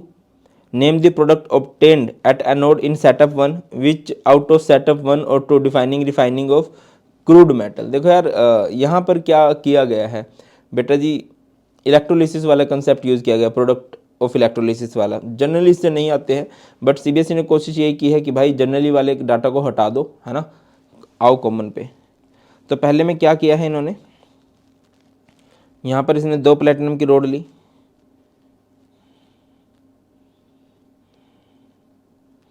Setup one में क्या लिया, CuSO4 solution, PT की electrodes ली हैं, यहाँ पर platinum की electrodes ली हैं, और यहाँ पर क्या किया गया है बेटा, CuSO4 एंड H2SO4, ठीक है ना, ये बैटरी लगा दी। अगले में क्या किया गया है, सेटअप नंबर 2 में electrolysis of CuSO4 solution is done by using copper electrodes. Solution copper sulphate है। जो स्टेट बोर्ड वाले स्टूडेंट हैं उनको ज़्यादा अच्छे समझ में आएगा, क्योंकि उनका एक चैप्टर आता है, chapter number 6 extraction of metals वाला, उसमें ज़्यादा अच्छे से बातें क्लियर हो जाती हैं, ठीक है। यहाँ पर CuSO4 है। अब इधर से कुछ इस तरह से रहता है, ये कैथोड होती है, कैथोड पे अच्छा प्योर, यहाँ पर लगाया जाता है प्योर कॉपर, और यहाँ पर लगाया जाता है इम्प्योर कॉपर। ये 10th क्लास में भी शायद आपने पढ़ा होगा। ये एनोड बनाई जाती है, इधर ऑक्सीडेशन हो रही होती है, इधर कौन सी रिएक्शन हो रही होती है बेटा, रिडक्शन रिएक्शन हो रही होती है, और ये धीरे धीरे इधर चिपकती चली जाती हैं प्योर कॉपर की तरफ, इम्प्योरिटी नीचे इसमें झड़ती चली जाती हैं, ठीक है ना। तो किस सेटअप में उसका सोल्यूशन जो कॉपर का कलर है CuSO4 का वो खत्म होता जाएगा भाई, सेटअप नंबर 1 में। In experimental setup 1, the blue color of CuSO4 solution will fade away. It is because CuSO4 solution will turn into H2SO4. जो कॉपर सल्फेट का सॉल्यूशन है वो किस में कन्वर्ट होता जाएगा, H2SO4 में, क्योंकि जो CuSO4 है उसमें से जो Cu2 पॉजिटिव है वो तो 2 इलेक्ट्रॉन लेके कॉपर बनता जाएगा, उधर चिपकता जाएगा इधर, तो कॉपर वाले आयन जो है इधर से कम होते चले जाएंगे, और जब कॉपर वाले आयंस कम होते जाएंगे तो इसका ब्लू कलर भी गायब हो जाने वाला है। क्वेश्चन नंबर 2 पे आ जाओ। Oxidation of water leaves behind H positive, reduction of Cu2 positive ion leaves CuSO4 to H2SO4। Right the chemical reaction taking place at the copper anode in setup number 2। बताइए भाई, setup number 2 में copper anode पर oxidation हो रही होती है, तो क्या हो रहा होगा भाई, Cu जो है क्या कर रहा होगा, इलेक्ट्रॉन देके Cu2 पॉजिटिव बन रहा होगा सेटअप नंबर 2 में, यही होगा। इधर बताया ऑक्सीडेशन हो रही होती है। Name the product obtained at the anode in setup number 1। Setup number 1 में एनोड पर क्या हो रही होगी भैया, ऑक्सीडेशन, और ऑक्सीडेशन किस पे हो रही होगी भाई, एनायंस जाएंगे, SO4 में से और OH नेगेटिव में से कौन प्रेफरेंशियल ऑक्सीडेशन शो करेगा, बताया हुआ है प्रोडक्ट ऑफ इलेक्ट्रोलिसिस वाला कंसेप्ट, लिंक डिस्क्रिप्शन में डाल दूंगा। यहाँ से OH नेगेटिव जाएगा, और OH नेगेटिव किस में कन्वर्ट होता है, O2 में, 2H पॉजिटिव में 4 इलेक्ट्रॉन्स। अगला क्वेश्चन है, विच आउट ऑफ सेटअप 1 और 2 depict refining of crude copper metal. कौन सा है भाई, डिपिक्ट, सेटअप नंबर 2 जो है, सेटअप नंबर 2 जो है depict the refining of copper metal. In this setup an impure copper rod is made anode where oxidation takes place. ठीक है, एनोड पे ये इम्प्योर वाली कॉपर ले लेते हैं और फिर ये चिपकती चली जाती है इस तरह से। आगे मूव करते हैं, आपको ग्राफ दिया गया है। Why are the boiling point of alcohol higher than that of corresponding alkanes. Boiling point से रिलेटेड कुछ बातें हैं। Why do the difference in boiling point between corresponding alcohol and alkanes. Can the two graphs ever intersect. Will the graph look like almost the same if boiling point is replaced by melting point? How will the boiling point graph for straight chain primary amines fare as compared to alcohols and alkanes? ये alcohol का alkanes का आपको boiling point दिया गया है, ये alcohol का बढ़ता जा रहा है। अल्कोहल के मैंने आपको बॉइलिंग पॉइंट वाला ये एक ट्रेंड कराया था। सबसे कम अल्केन्स का होता है, धीरे धीरे बढ़ता चला जाता है। सबसे ज़्यादा कार्बोक्सिलिक एसिड का होता है। कार्बोक्सिलिक एसिड से कम जो बॉइलिंग पॉइंट होता है वो अल्कोहल का होता है।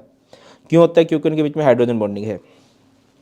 लिखा गया due to the presence of hydrogen bonding in alcohol it has higher boiling point, no such bonding is present in alkane. अगला क्वेश्चन है why do the difference in boiling point between corresponding. अब देखिए धीरे धीरे जो difference है कम होता जा रहा है, पहले तो बहुत कम है स्टार्टिंग में और फिर ये डिफरेंस जो है वो कम होता जा रहा है। क्यों है ऐसा? देखिए स्टार्टिंग में हाइड्रोजन बॉन्डिंग वाला कंसेप्ट लगता है, बट धीरे धीरे हाइड्रोजन बॉन्डिंग जैसे जैसे नंबर ऑफ कार्बन्स बढ़ते हैं ना, हाइड्रोजन बॉन्डिंग जो है पीछे छूटती चली जाती है, फिर वहाँ पर कार्बन्स का रोल होने लग जाता है। As the number of carbon atom increases the influence of OH group becomes less and less dominant as hydrogen bond has short range order. The van der Waals forces of attraction covalent bond dominates for a compound with higher number of carbon atom. क्या वो कभी intersect कर सकते हैं? भैया alkanes का boiling point आपने देखा बढ़ता भी जा रहा है, तो इंटरसेक्ट तो कर ही जाएंगे। अगर इसको बॉइलिंग पॉइंट को मेल्टिंग पॉइंट से बदल दें तब भी यही रहेगा, the melting point of alcohol will also भी higher than their corresponding alkanes. Amines के बारे में बात की गई है कि अल्केन से ज़्यादा क्यों होता है, क्योंकि अमाइंस में हाइड्रोजन बॉन्डिंग होती है। अल्कोहल से कम क्यों होता है, क्योंकि अल्कोहल के पास ऑक्सीजन है जो कि ज़्यादा इलेक्ट्रोनेगेटिव, उसका हाइड्रोजन बॉन्ड ज़्यादा स्ट्रॉन्ग होता है। The boiling point of amines will be higher than their corresponding alkanes but lower than their corresponding alcohol, so the line graph for amines could come between the alcohol and amine. यहाँ पर बीच में amines आ जाएगा क्योंकि इनसे कम है और इनसे ज़्यादा है। नेक्स्ट क्वेश्चन है write the outer shell configuration of an element with atomic number 24। लिख लोगे ना, एटॉमिक नंबर 24 क्रोमियम की बात है। Why is this different from the element that are adjacent to it, जो इसके बाजू वाले हैं। क्रोमियम से पहले कौन आता है? वैनेडियम, और इसके बाद कौन आता है? Manganese. Why is mercury not considered as transition element. आपको पता है मर्करी को ट्रांजिशन क्यों नहीं माना जाता? फुली फिल्ड ऑर्बिटल होता है। बेसिक सी क्वेश्चन है। The third ionization energy of few transition elements are given below, explain the reason for the break in the trend of steady increase in third ionization energy. Based on this what can be said about the second ionization enthalpy of chromium and manganese। Third ionization energy दे रखी है, regular trend नहीं है, धीरे धीरे बढ़ रही है, फिर एकदम से कम भी हो गई है। एक एक बात लिखते हैं। क्रोमियम की कन्फिग्रेशन क्या है? The element with atomic number 24 chromium has outer shell electronic configuration 4s1 3d5। This is a consequence of the fact that half-filled set of 3d orbitals are relatively more stable and the energy gap between 3d and 4s orbital is small। 3d की जो half field configuration होती है वो ज़्यादा stable होती है और 3d और 4s में एनर्जी गैप बहुत कम होता है, तो वो इलेक्ट्रॉन्स का एक्सचेंज कर लेते हैं। Mercury has completely filled d orbital in its ground state as well as in oxidized state, hence it is not regarded as a transition element।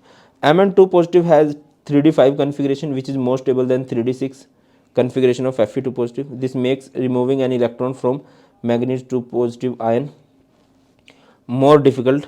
अब देखो थर्ड आयनाइजेशन एनर्जी में ब्रेक कहाँ आया है? ये तो बढ़ ही रही थी ना, इधर ब्रेक आ गया कि इसकी थर्ड आयनाइजेशन एनर्जी बढ़ गई और इसकी घट गई। ऐसा हुआ क्यों? अगर आप मैग्नीज की कन्फिग्रेशन देखोगे, मैग्नीज का एटॉमिक नंबर है 25, कन्फिग्रेशन क्या हो जाएगी? Ar18 4s2 3d5। जो थर्ड इलेक्ट्रॉन निकालना है वो 3d5 से निकलेगा, इसका दो तो निकल चुके होंगे, तो स्टेबल कन्फिग्रेशन से निकालना बहुत मुश्किल है।